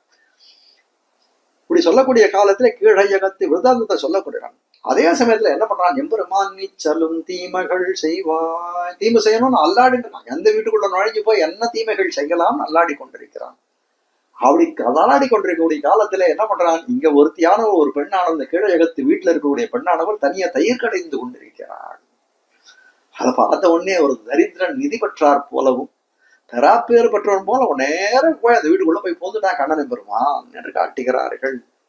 போன என்ன ஒல்லை நானும் கடைவன், நானும் கூட சேர்ந்து கடையிறேன். இருக்கக்கூடிய தயிர்லாம் பார்த்தா ரொம்ப பிரம்மாண்டமா நிறைய பாத்திரங்கள் இருக்கு. தயிரா கடைய வேண்டிய தயிர் அதிகமாக இருக்கிறதே. தனியா உன்னால எப்படி கடைய முடியுது? சாத்தியமே இல்லை, அசாத்தியமான விஷயம் ஆச்சே. இத்தனை கடையும் தானே என்னைக்கு வெண்ண திரள்றது? விரைவில் திரள வேணும்னா நான் ஒரு பக்கத்துல கடையிறேன், நீர் ஒரு பக்கத்துல கடை அப்படின்னு வீட்டுக்குள்ள புகுந்து தயிரை கடைய ஆரம்பித்தான் கண்ணனை பெருமான். அன்று தேவர் அசுரர் வாங்க அலைகடல் அரவமளாவி. கண்ணனை பெருமான் தேவர்களுக்கு அமிர்தத்தை பெற்றுக் கொடுக்க வேண்டும் அப்படின்றதுக்காக திருப்பார் கடலை கடைந்தான் அப்படின்ற விருத்தாந்தம் நம்மெல்லாம் அறிந்த விருத்தாந்தம் தானே. அப்படி தேவர்களுக்கு அமுதம் கொடுத்ததுனால கண்ணன பெருமானுக்கு என்ன, எம்பெருமானுக்கு என்ன பிரயோஜனம் அப்படின்னா அவர்களுக்கு தான் பிரயோஜனம், பிறர் காரியத்தான். ஆனால் அப்படிப்பட்ட காரியத்திலேயே அந்த தேவர்கள் அசுரர்கள் கொஞ்ச காலம் கடைந்தார்கள். கிஞ்சித் காலம் அந்த திருப்பார்கடலை கடைந்தார்கள். கடைந்த பிறகு என்னாச்சு, இந்த கடையவே முடியாது, கை ஓஞ்சி போய் கீழே விட்டார்கள். ஆனா எம்பெருமான் என்ன பண்ணான், 1000 தோளால் அலைகடல் கடைந்தான் அரங்கமாநகர் அமர்ந்தானே. எம்பெருமான் கடையக்கூடிய காலத்துல எப்படி இருந்துதான், அவன் ஒரு பக்கம் இந்த பக்கத்துல ஒரு தானே உருவம் எடுத்து அந்த பக்கத்துல தான் உருவம் எடுத்துனான். தான் ஒருவனாக கடைகிறான். கடைக்கக்கூடிய காலத்திலே அந்த ஒரு தோள் எப்படி சேவை சாய்ச்சுன்னா 1000 தோளை போல சாதித்தது என்று காட்டக்கூடியதா இருக்கு. அப்ப காட்ட வந்த விஷயம் விடுதலை என்ன அப்படின்னு கேட்டால், பிறர் காரியமானாலும் எம்பெருமான் என்ன பண்ணா அவர்களுக்கு உபகாரம் பண்ணணும் என்று நினைத்தானே, ஆனால் தன் காரியத்தை போலே அதிலே முயன்று செய்யக்கூடியவனாயிருக்கிறான். பிறர் காரியத்தை இப்படி செய்யக்கூடியவனாய் இருந்தானே, ஆனால் இது தன்னுடைய காரியம், கோபிகைகளை அனுபவிக்கக்கூடியது பூர்த்தியா ஸ்வதகா தன்னுடைய காரியமாக இருக்கிறதே. அப்படி இருக்கக்கூடிய காலத்திலே அதை விட்டு விடுவானா அப்படின்னு சொன்னா என்ன பண்ணார், அந்த சிறுமியை 1000 சிறுமியை அனுபவிப்பது தன்னுடைய காரியமானதுனாலே அவளை ஒரு புறத்துல வச்சான், தான் ஒரு புறத்துல என்று அவளோட கடைந்தான். தேவர்கள் அசுரர்களுக்காக கடைந்த கூடிய காலத்தில் அவர்களெல்லாம் அனுப்பிச்சுட்டான், தானே கடைந்தான். ஆனால் இவ்விடத்திலே அவளுடைய ஸ்பர்ஷம் நம்மேல் பட வேண்டும் என்பதற்காக என்ன பண்ணான், அவளை ஒரு பக்கத்தை கடைய சொன்னான், தானும் ஒரு பக்கத்திலே கடைந்தான் என்று சொல்லக்கூடியதாக இருக்கிறது. அப்படி அவன் கடையக்கூடிய காலத்திலே கண்ணனுடைய பார்வை எப்படி இருக்கு அப்படின்னு கேட்கிறார். கள்ள விழியை விழித்து பூக்கு. ஏற்கனவே அந்த பெண், அந்த கீழயகத்து பெண்ணுடைய கண்ணை பத்தி ஏற்கனவே சொன்னாள். கெண்டையுன் கண் மடவான். அவளுக்கு அந்த பெண்ணுக்கு எப்படி இருக்கான், நோக்கம் என்ன இருக்கு, நோக்கம் நினைவு செயல் எல்லாம் சொல் எல்லாத்தையும் தயிர் கடையில் தான் இருக்கு. ஆனால் கண்ணன பெருமானுக்கு எப்படி இருக்கான்னா கள்ள விழி விழிப்பவன், தயிர் கடையணும் அப்படின்ற ஒரு வியாஜத்தாலே காரணத்தாலே அவளுடைய அழகை அனுபவிக்க புகுந்தவனாயிற்று. ஆனால் பாவம் இந்த அபலையானவன் என்ன பண்றார், இவன் நோக்கையும் கள்ள விழியும் அறியாமல் என்ன பண்றார், உண்மையாகவே நமக்கு தயிர் கடையறதுக்கு உதவி பண்ணதான் வந்திருக்கான் அப்படின்னு நம்பினாள் என்று சொல்லக்கூடியதா இருக்கு. ஆனால் அதுக்கு மேல இவளை கவரணுன்றதுக்காக அந்த எம்பெருமான் பண்ணிருக்கக்கூடிய நாடகங்கள்லாம் பார்க்கக்கூடிய காலத்துல இன்னும் பகு பிரபலமா இருக்கு. வண்டமர் பூங்குழல் தாழ்ந்துளாவ வாழ்முகம் வேற்ப செவ்வாய் துடிப்ப. தயிரை கடையும் போது பலவிதமான சேட்டைகளை செய்கிறான் எம்பெருமான் காட்டுகிறார்கள். அப்படி தயிர் கடையக்கூடிய காலத்துல எம்பெருமான் என்ன பண்ணா, வரக்கூடிய காலத்துல நன்னா குடுமையை நன்னா கட்டி அதுல ஒரு புஷ்பத்தில மலர்களை எல்லாம் சூடி கொண்டு வந்தான். அந்த தயிர் கடையக்கூடிய காலத்துல அப்படியே அந்த மயிர்கள்லாம் அந்த சிகையெல்லாம் அந்த முடியெல்லாம் அந்த குடிமையெல்லாம் அவுந்து போயிட்டான். பண்டமர் பூங்குழல் தாழ்ந்துணாவ அப்படியே அந்த குடுமையானது அவிழ்ந்து போயிடுச்சு. அப்படியே பூவெல்லாம் இறங்கி போயிடுச்சு. அப்படி இப்படி கடையறான். அந்த கடையக்கூடிய காலத்து வல பக்கத்துல கடைஞ்சானே இட பக்கத்துல போறது சிகா பந்தமானது. இட பக்கத்துல கடைஞ்ச கூட காலம் அந்த பக்கம் தான் கேசபாசமான இந்த பக்கத்துல வருது.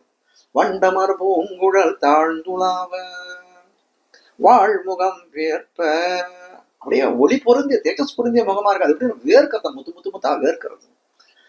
செவ்வாய் துடிப்ப சிவந்த உதடுகள் அப்படியே அந்த அதரங்கள் உதடுகள்லாம் துடிக்கிறதான். அப்படி துடிக்கும்படி தயிர் கடைந்தான்.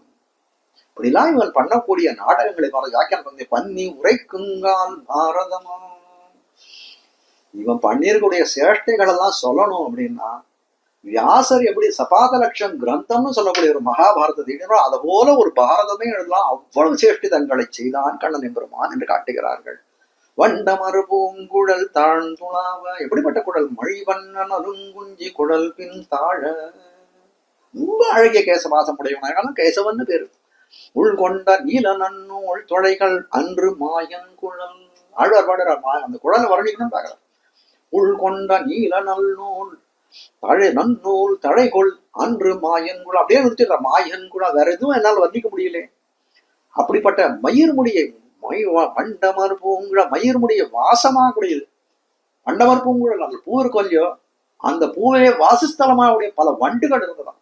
அந்த எம்பெருமான் தலையிலே அந்த புஷ்பம் டைம் உழுந்து கொடுத்த இப்ப வண்டுகள் எல்லாம் என்ன பாடுபட்டதோ என்று சொல்லக்கூடியதா இருக்கிறது காட்டுகிறார். வண்டமர் பூங்குழல் தாழ்ந்துளவ வாழ்முகம் வேற்ப செவ்வாய் துடிப்ப வாழ்முகம் வேற்ப எப்படி இருக்கு அப்படின்னா தாமரை இலை இருக்கு பாத்தீங்களா. தாமரை இலையில ஒரு தண்ணியை தெளிச்சோம்னா அதுல ஒட்டவே ஒட்டாது. அப்படியே முத்து முத்து முத்தா இருக்கு. அதே போல எம்பெருமான் திருமுக மண்டலத்துல இருக்கக்கூடிய அந்த தயிர் கடைஞ்சதுனால ஏற்பட்ட ஆயாசம் அதனால வேர்வை வெளியில வரதான் அப்படியே தாமரை இலையில இருக்கக்கூடிய முத்துக்கள் போல இருக்கிறது. வாழ்முகம் வேற்ப செவ்வாய் துடிப்ப அந்த உதரங்கள் துடித்து கொண்டே கோவைவாய் போல இருக்கக்கூடிய அந்த உதடுகள் துடித்து கொண்டே இருக்கிறது. இதெல்லாம் எப்படி என்ன அடையாளங்கள்னு கேட்டால் நாயகன் நாயகை அனுபவிக்கக்கூடிய காலத்திலே ஏற்படக்கூடிய விளையக்கூடிய அடையாளங்கள் அது போன்ற பரிமாற்றம் தான் இவ்விடத்திலே நிகழ்ந்ததுன்னு காட்டுகிறார்கள். தன் தயிர் நீ கடைந்திட்ட வண்ணம் அதை சொல்றானா. என்ன சொல்றார்? தன் தயிர் நீ தயிர் கடைறான்னு நீ வீட்டுக்குள்ள புகுந்தையே இந்த வீட்டுல இருக்கக்கூடிய அந்த சின்ன பெண்ணோட பரிமாற்றங்கள்லாம் சொன்னா இந்த மாதிரிலாம் சேஷ்ட பண்ணியடா கண்ணான்னு சொன்னக்கூடிய காலத்துல உடனே கண்ணன் சொன்னான் நீ என் மேல தேவையில்லாத பழி போடுறீங்க இப்படிலாம் நான் எங்க பண்ணேன் அப்படின்னு கேட்டானா. உடனே சொல்றார் தாமோதராமை அறிவன் நானே. தாமோதரான்னு என்ன அப்படின்னு கேட்டால் கண்ணனை ஒருவார் சிறு வயசுல பண்ண சேஷ்டிதங்களுக்காக யசோதை பிராட்டி ஒரு தாமம்னு சொல்லக்கூடிய கயரால் கட்டினாலும் அந்த கட்டின தழும்பு அது கட்டினாலும் அந்த கயரை கொண்டு கட்டினதுனாலே அந்த உதரத்துல ஒரு தாமத்தாலே கட்டினதாலே அந்த இடத்துல ஒரு இது இருக்கு, ஒரு தழும்பு ஒண்ணு இருக்கு. அதனால தாமோதரன்னு பெயர் பெற்றவனா இருக்கிறான். பராசரப்பட்டர் தெரிவிக்கிறார். நமக்கெல்லாம் எப்படி சமாஷ்டமோ அது போல எம்பெருமானுக்கு அது சமாஷ்டம் தெரிவிக்கிறார். நஞ்சியர் பல சமயம் என்ன பண்ணுவாரா, எம்பெருமான் திருமஞ்சனம் ஆகக்கூடிய சமயத்துல திருமஞ்சனம் ஆகி முடிஞ்சு ஏகாந்தத்துக்கு தரையை போடுவா இல்லையா, தரையை திறந்து பார்ப்பாராம். அப்ப கேட்பாடா, என்ன சுவாமி உடனே திருமஞ்சனத்தை தான் சேவிச்சிருந்தேன், இப்ப தரையை போட்டப்ப இது திறந்து பார்க்கலன்னா, இல்ல அந்த தாமோதரத்தினுடைய சேவையாகுமான்னு பார்க்கிறேன். தாமோதரா அப்படின்னு சொன்னால் உன்னுடைய தீம்புகளுக்காக நீ கட்டுப்பட்டவன் ஆயிற்றே. தாமோதராமி அறிவன் கண்ணினும் சிறு தாம்பினால் கட்டுண்ண பண்ணிய பெருமான். தாமோதரா, உன்னுடைய தாய் கட்டின தழும்பவனால மறைக்க முடியுமா? அதையே மறைக்க முடியாது. அதை மறைக்க முடிஞ்சாதானே உன்னுடைய செயல்களை மறைக்க முடியும். தாமோதராமை அறிவன் நானே. மூன்றாவது வாசனம்.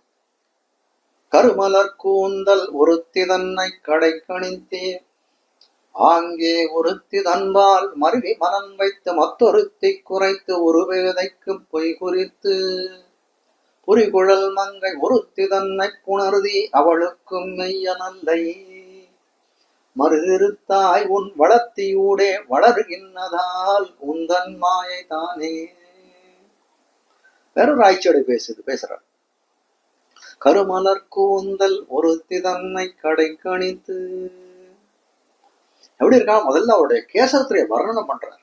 இந்த பாசுரத்துல ஒரு ஆட்சியினுடைய கேசத்தை வர்ணனம் பண்ணுகிறார். எப்படி இருக்கு அந்த கேசமானது அப்படின்னு சொல்லக்கூடிய காலத்துல அப்படியே நெய் தடவி நெய்த்து இருக்கான். நெய் தடவை அப்படியே நிகு நிகு நிகுன்னு இருக்கு. அப்படியே நல்ல கருங்கூந்தல் இருண்டு போய் இருக்கிறது. பூக்களை சூடியதா இருக்கிறது. அப்படிப்பட்ட மயிர் முடியை உரைக்க ஒரு பெண் பிள்ளை அவ்வளவு கருமலர் கூந்தல் ஒருத்தி தன்னை அதுல அதெல்லாம் பார்த்து அதிலே தோற்றது விளங்கும்படியாக என்ன பண்றான், அவளுடைய அந்த அந்த கூந்தல் அழகை பார்த்தோடனே அதிலேயே தன் மனத்தை விட்டான், பறி கொடுத்தான் கண்ணன் பெருமான். ஆனால் அவன் கடைக்கண்ணால பார்த்தான். கடை கணித்து கடைக்கண்ணால பார்த்தா பார்வையில அர்த்தங்கள் பல உண்டு. நேரா ஒருத்தன் பார்க்கிறான் அப்படின்னா அது பொதுவான பார்வை. கடைக்கண்ணால பார்த்தானே அவனால் அது கள்ள விழி. கண்ணன் கடைக்கண்ணால தான் பார்த்தான், அது கள்ள விழி. கருமலர் கூந்தல் ஒருத்தி தன்னை கடை கணித்து ஆங்கே ஒருத்தி தன்பால் மருவி மனம் வைத்து. இவளை கள்ள வழியா பார்த்து கொண்டே இருக்கான். பார்த்து கொண்டே இருக்கக்கூடிய காலத்திலே அவன் மனமானது எங்கோ பிரயாணம் பண்ண போயிடுச்சு. மனத்தினாலே வேற ஒருத்தியை நினைத்தான். அப்படி நினைக்கக்கூடிய காலத்தில் அவளையன்றி அறியாதவன் போலே நடிக்கிறான். அவ எப்படி இருக்கிறான், மனசேகம் வஜசேகம் கர்மண்யேகம் அப்படின்னு சொல்லும்படியா ஒன்றாக இருக்கணுமே. நல்லவர்களுக்கு மனசன்யத்து கர்மண்யன்யத்து வஜஸ்யன்யத்து என்று சொல்லும்படியா துராத்மாவாக இருக்கணும். அப்ப இவனுக்கு எப்படி இருக்குன்னா செயல் ஒரு விதமாக இருக்கிறது, மனம் ஒரு விதமாக இருக்கிறது. அதே சமயத்துல ரெண்டு தானே சொல்லியிருக்க, மூணாவது சொல்ல மற்றொருத்தி குறைத்து. மனமும் செயலும் ஒரு மாதிரி இருக்கு, இது பத்தி இருக்கணுமே. அவ வாக்கு எப்படி இருக்குன்னு கேட்கிறார். மற்றொருத்திக்கு உரைத்து. இந்த முக்கரணம் மனம் செயல் மொழியின்குள்ள முக்கரணம் இருக்கு. இதில் வாக்குன்னு சொல்லக்கூடியது மூன்றாவது, அந்த மேல் இரண்டையும் சாராமல் இருக்கக்கூடியது. அப்போ இன்னொரு சிறுமியை பார்த்து சொல்றான், உனக்கு அடியேன் அப்படின்னு சொல்றான். நான் யார் தெரியுமா, உனக்கு அடியேன் என்று பேசினானே. அவ எப்படி நினைக்கிறான், ஒருத்திய கண்ணாலே பார்க்கிறான், ஒருத்திய மனத்தாலே நினைக்கிறான், ஒருத்தருக்கு வேற விதமான செயல்களை சொல்லுகிறான், திரிகரணங்களாலும் வேறுபட்டவனாய் இருக்கிறான். அது மட்டுமான ஒரு பேதைக்கு பொய் குறித்து இதே சமயத்தில் சொல்றான். ஏற்கனவே கலந்து பரிமாறன் ஒரு பெண்ணு இருக்கிறானா, அவ என்ன பண்றானா, இவனை நம்பினவளாய் இருக்கிறாள். இவனுடைய நினைவனுடைய திருட்டுத்தனத்தெல்லாம் அறியாதவளாய் இருக்கக்கூடியவள். அவளை சொல்றா, இன்னிடத்துல நீ போய் நில், நான் அங்கே வருகிறேன் அப்படின்னு சந்திக்கக்கூடிய இடத்தை சொல்லி அவளை அனுப்புகிறான். ஒரு பேதைக்கு பொய் குறித்து பொறிகுழல் மங்கை ஒருத்தி தன்னை புணர்தி. முதல்ல சொன்னாள் இல்லையா, கருமலர் கூந்தல் ஒருத்தி தன்னை கடை கிடைத்த நல்லா பராமரிக்கக்கூடிய கேசபாசத்தை உடையவளார். இந்த இடத்துல அதோட பொறிகுழல் மங்கை, தன்னுடைய மயிர்முடிய பேணாது இருக்கக்கூடியவர்கள். அப்படிப்பட்ட ஒரு மங்கை, அவள் எப்படிப்பட்டா இருக்கா, ஆனா போகத்துக்கு தகுதி உள்ளவளா இருக்கா. அவளோட அணைந்து பொறிகுழல் மங்கை ஒருத்தி தன்னை அவளோட சம்சேஷிக்கிறான். இவ்வளவு பண்றிய கண்ணா, அவளுக்காவது நீ மெய்யா அறிவிய. அவளுக்கும் மெய்ய நல்லை, அவளை தழுவிதும் பொய் தான் தெரிவிக்கிற. மருதிருத்தாய், மருத மரத்தை இது பண்ணானே, பொடி பொடி ஆக்கினானே, காட்டக்கூடியதா இருக்குது. கண்ணன் பெருமான் என்ன பண்றான், ஒரு தடவை சேட்டிதங்கள் பல பண்ணிக்கிறான். சேட்டுகள் தாங்கவே முடியல. யசோதை என்ன பண்ணால் அவனை ஒரு உரல்ல கட்டி போட்டுட்டார். கட்டி போட்ட காலத்திலே அந்த உரலை இழுத்து கொண்டே போகிறான். போகக்கூடிய காலத்திலே இரட்டை மருத மரங்கள் விடத்திலே முளைத்திருக்கிறது. அந்த மருத மரத்துக்கு நடுவுலயே போயிட்டான் கண்ணன். போய் பிடிச்சு இழுக்கிறான். அந்த மருத மரமானது உடைந்து போகிறது. அப்படி உடைந்து போன மரத்திலிருந்து குபேரனுடைய பிள்ளைகள் நளகோபரன் மணிக்கிரீவன் சொல்லக்கூடிய ரெண்டு பேர்கள், அதுக்கு அவர்களுக்கு ஒரு சாபம் ஏற்பட்டிருக்கு. அந்த சாபம் தீர்ந்தது என்று சொல்லக்கூடியதாயிருக்கு. மருதிருத்தாய் உன் வளர்த்தியூடே வளர்கின்றதால் உந்தன் மாயதானே, அவருடைய சாபம் தீர்ந்ததுன்னு காட்டுகிறார்கள். உன் வளர்த்தியூடே மருதிருத்தாய் உன் வளர்த்தியூடே வளர்கின்ற அவன் மாயனா வளர்ந்து கொண்டே. குரத்தாழ்வான் தன்னுடைய அதிமானஸ்தவத்துல ஒரு ஸ்லோகம் பாடுகிறார்.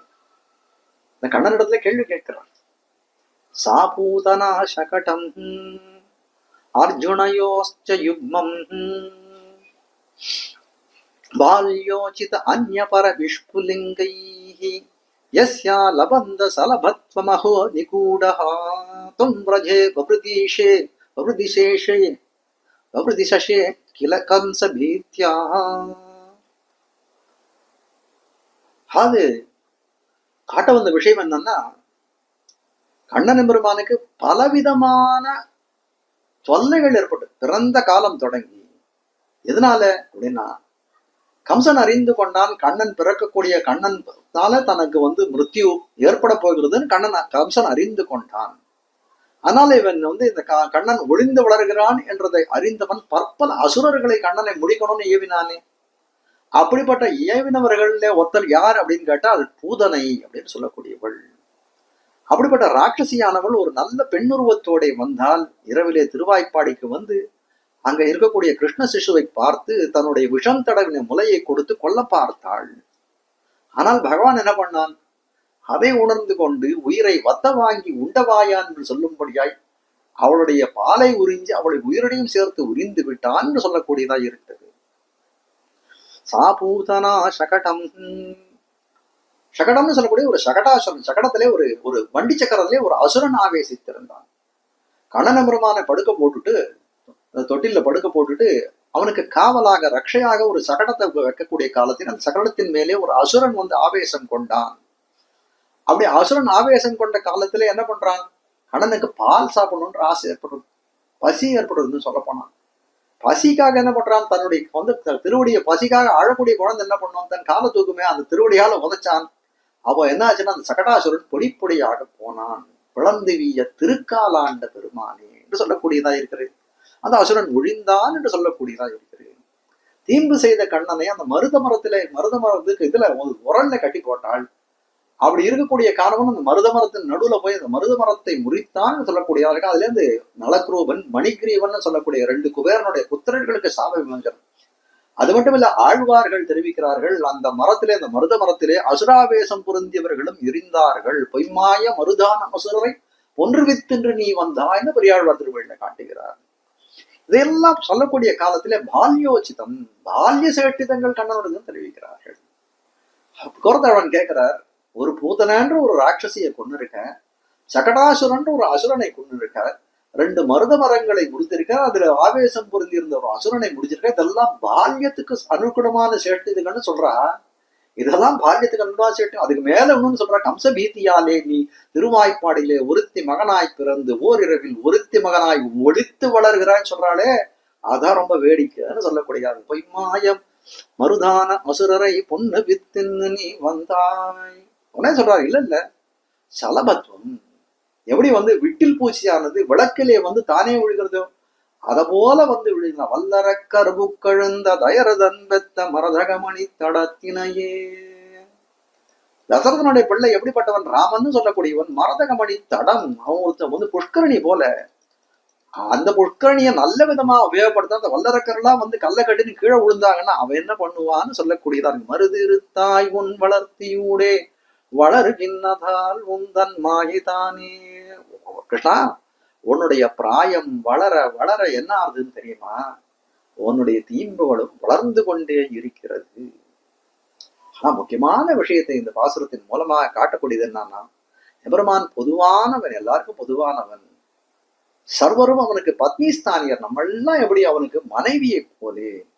அவன் எல்லாருடைய ஸ்பர்ஷத்தையும் விரும்பி இருக்கக்கூடியவன். அப்படிப்பட்டவனுடைய செயல்களை காட்டுகையாக இருக்கக்கூடியது. இப்போ இந்த பாடல்கள் எல்லாம் மேலழ பார்த்தோமே, ஆனால் ஆபாத பிரதீதியில பார்க்கக்கூடிய காலத்துல இதெல்லாம் நிந்தையை போல தோணும். வாஸ்தவத்துல இதெல்லாம் எம்பெருமானுக்கு பண்ணக்கூடிய ஸ்துதிகள் என்று காட்டுகிறார்கள். 4வது பாசுரம். தாய் முலைப்பாலில் அமுதிருக்க தவழ்ந்து தளர் நடையிட்டு சென்னு பேய் முலை வாய் வைத்து நஞ்சை உண்டு பித்தனே பிறரேசனின் ஆய் மிகு காதலோடு யான் இருக்க யான் விட வந்த என் தோகியோடே நீ மிகு போகத்தை நன்கு வந்தாய் அதுவும் முன் கோரம் பூக்கேற்கும் அன்னே. மற்றொரு ஆய்ச்சி பேசுகிறார். யசோதை பிராட்டிக்கு 2 விருதுகள். ஒண்ணு ஊரார் கொடுத்தது, ஒன்னொன்னு தானே கொடுத்துட்டது. என்ன நோன்பு நோற்றாள்களோ இவனை பெற்ற வயிறுடையாள். ஊரார்லாம் கொடுத்த விருது. என்ன நோன்பு நோற்றாளோ இவள அப்படின்னு இவளுக்கு ஒரு விருது கொடுக்கிறார். தானே ஞாலத்து புத்திரனை பெற்றார் நங்கை மீர் நானே மற்றாரும் இல்லை. தானே சொல்லிக்கிறார், என்ன போல புள்ள பத்த யாராவது உண்டோ? ராமனகத்தை கௌசல்யை கூட இப்படி கொண்டாடினது இல்லை. தீம்பிலே தகன்று இருக்கக்கூடிய கண்ணனை பெற்றவள் எப்படி பாடுறாள்? என் ஞாலத்து புத்திரனை பெற்றார் நங்கை மீர் நானே மற்றாரும் இல்லை. காட்ட வந்த விஷயம் என்னன்னா, பூர்ணமான பரிவை உடையவளா இருக்கக்கூடிய கண்ணன பெருமான் தரத்திலே பூர்ணமான பரிவை உடையவளா இருக்கக்கூடியவள் இந்த யசோதைன்னு சொல்லக்கூடியவள். அப்படிப்பட்டவள் நம் முலையிலே அமுதமான பால் இருக்க செய்தையும் அதனை உபேட்சித்தான் வானான்னு தழுவிட்டு என்ன பண்ணான், தவழ்ந்து தளர்நடையிட்டு சென்னு தாய் முலைப்பாலில் நமதிருக்க தவழ்ந்து தளர்நடையிட்டு சென்னு தவழ்ந்து போனான். முடியல, தடுமாறி சென்றான். எதுக்காக போனான்? பேய் முலை வாய் வைத்து நஞ்சை உண்டு. தாயாய் வந்த பேய் என்னும்படியான பூத்தனை இடத்துல சென்றான். அவளுக்கு எப்படிப்பட்டவளா இருந்தான்? உன்னிடத்துல கொஞ்சம் கூட அன்பு இல்லையே. அன்பில்லாத பூத்தனையருடைய முலையிலே வாய் வைத்தாய். அப்படியே உன்னை அழிக்கக்கூடிய விஷத்தை உண்டாய். அதனால என்ன ஆச்சுன்னா, பித்தனே பிறர் ஏசனின்னாய். உன்னை எல்லாரும் என்ன சொன்னார்கள்? இவன் பித்தன்டாக அம்மா கிட்ட அமுதமான பால் இருக்கக்கூடிய காலத்திலே ஒரு பேய் இடத்துல போய் ஒரு விஷத்தை சாப்பிட்டானே என்று சொல்லக்கூடியதா இருக்கிறேன். ஆனா நீ எல்லாம் எப்படிப்பட்டவனாய் இருக்கிற? நீ சேத்தனர்கள் உய்யும் பொருட்டு நன்மையும் தீமையும் விவேகிக்க பிரதீபமான கலைகளை நீர்மையினால் அருள் செய்தான்னு சொல்கிறார்களே. ஆனால் உனக்கு நன்மை எது உனக்கு தீமை எதுன்னு அறியாது கழிக்கத்தக்க பாலை நீ உண்டு அறிவிலின்னு பேரை பெற்றாயே. உன்னை இகழும் வண்ணம் நீ நின்றாயே. உடனே அதை கேட்டான் நான் கண்ணன். அது ஏதோ சின்ன வயசுல பண்ணது, அப்ப பண்ண அந்த அவிவேகமான செயல்கள்லாம் இப்ப பண்ணுவனா என்ன அப்படின்னா, இல்ல அது மட்டுமா நீ பண்ணிருக்க? அப்ப பண்ணது மட்டுமா? மிகு காதலோடு யான் இருக்க யான் விட வந்த என் தூதியோடே நீ மிகு போகத்தை நன்கு வந்தாய். உன்னை அணைக்க வேணும்ன்ற அளவற்ற ஆசையோடு நான் காத்திருக்கிறேன். அதுக்கு அனுகுணமாக நான் தூதனுப்பினேன் ஒரு வேலைக்காரியே. அவளோடு நீ இன்பரசத்தை அனுபவித்தாயே கண்ணா. இது என்ன நியாயம்? என்னுடைய தூதையா வந்தாள் அவள். அதனால அவளை விரும்பி அணைக்கணும்னு விரும்பினாயோ? அப்படி நீ பண்ணால் அவ எப்படி இருப்பான்னா தடுமாறுவாளே.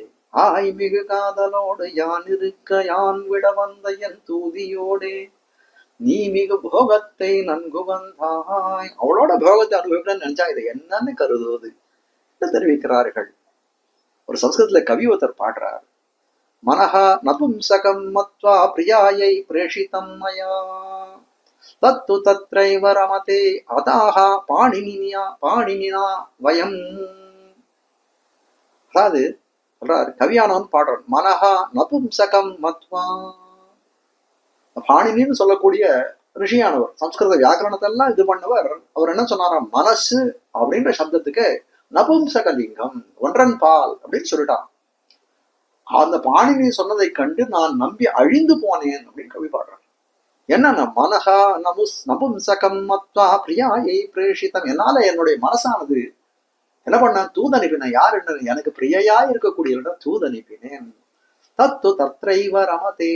அங்க போன மனசு எப்படி எடுத்தா அங்கேயே இருந்து எடுத்துன்றான்.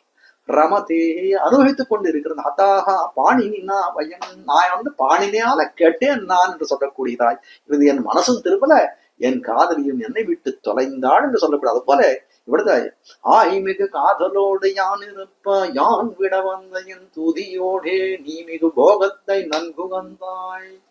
அதுவும் முன் அது காட்டுவது என்ன, அதுவும் முன் கோரம்பு கேட்கு மன்னே. இதனால நீ தீம்பு செய்பவன் என்ற பெயர் ஏற்படுமே தவிர வேறு ஒரு பயன் இல்லை என்று காட்டக்கூடியதாக இருக்குது.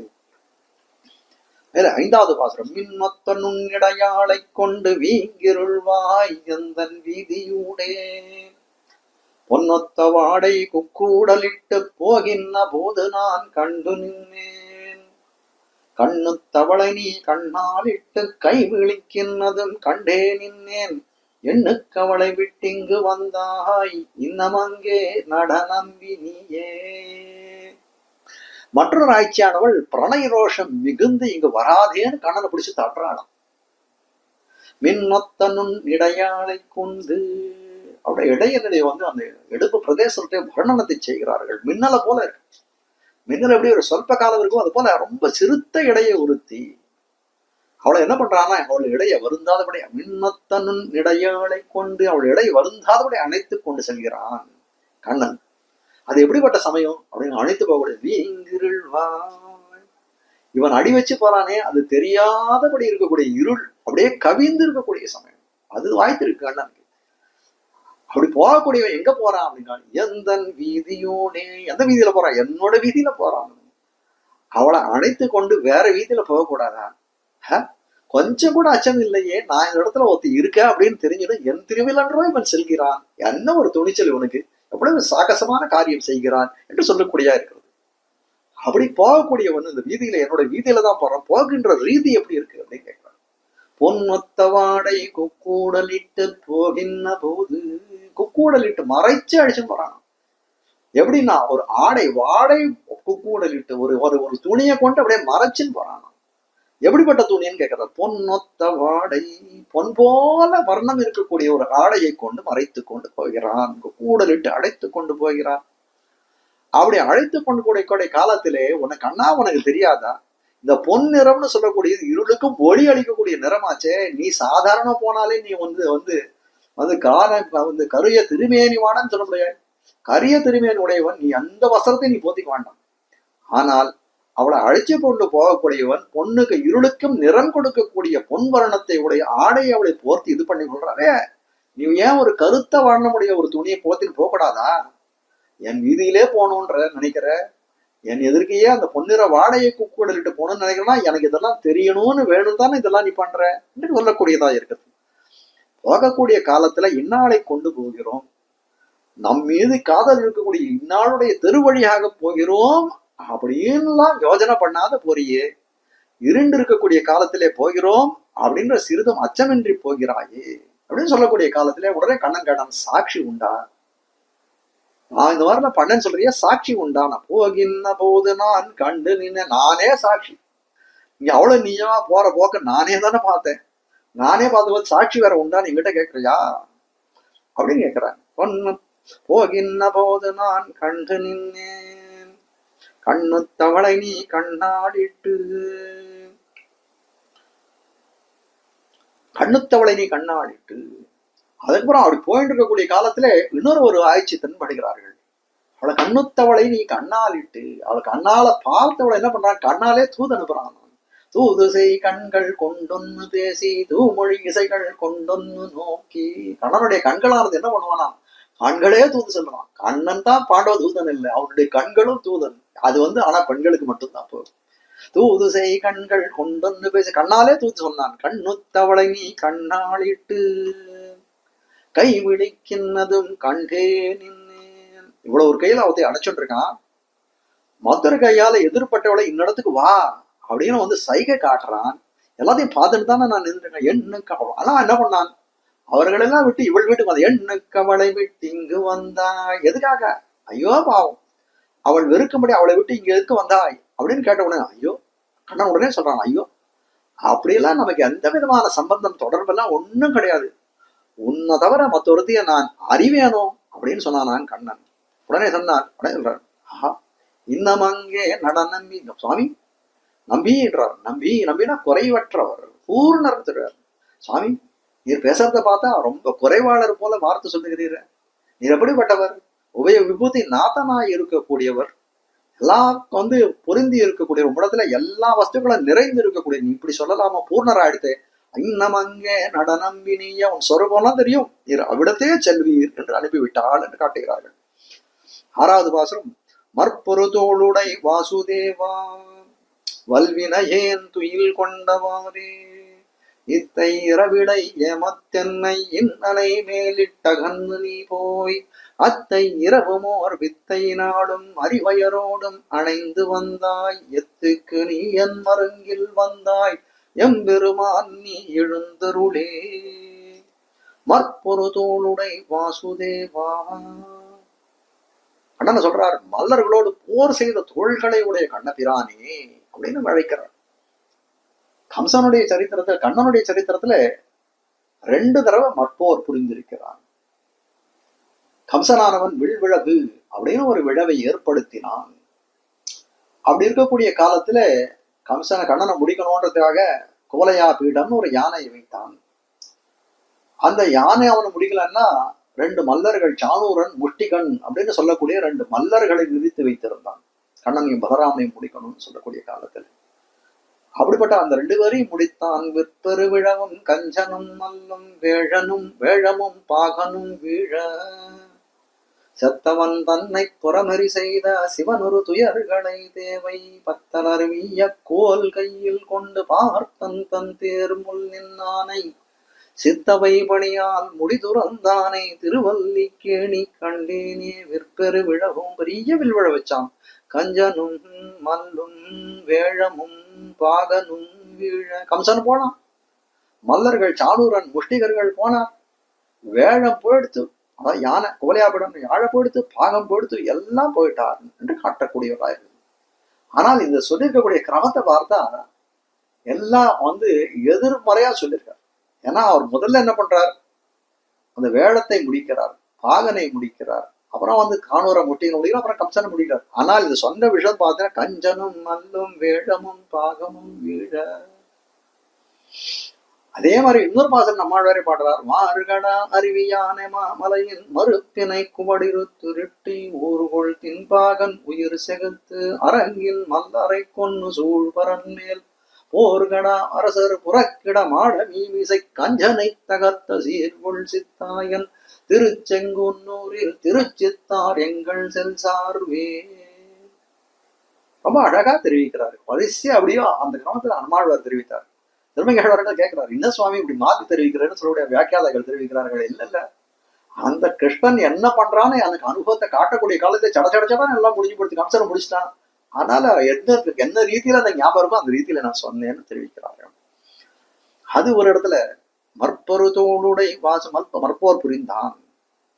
அதே மாதிரி பாண்டவர்களுக்காக தூது செல்லக்கூடிய காலத்துல அந்த கண்ணனை முடிக்கணுன்றதுக்காக ஒரு பெரிய ஒரு என்ன சொல்றது, ஒரு பாதாள அறை, ஒரு நில வரையை ஒண்ணு கட்டி அதுல நூற்றுக்கணக்கான ஆயுதபாணிகளா இருக்கக்கூடிய மல்லர்களை எல்லாம் நிறுத்தினான் துரியோதனன்.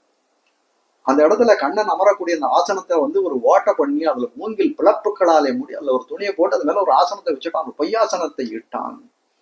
கண்ணன் அது மேல உட்கார்ந்த காலத்துல என்னாச்சு, அப்படியே அந்த மூங்கில் பிளப்புகள்லாம் உடைஞ்சு அப்படியே கண்ணன் உள்ள போறான்.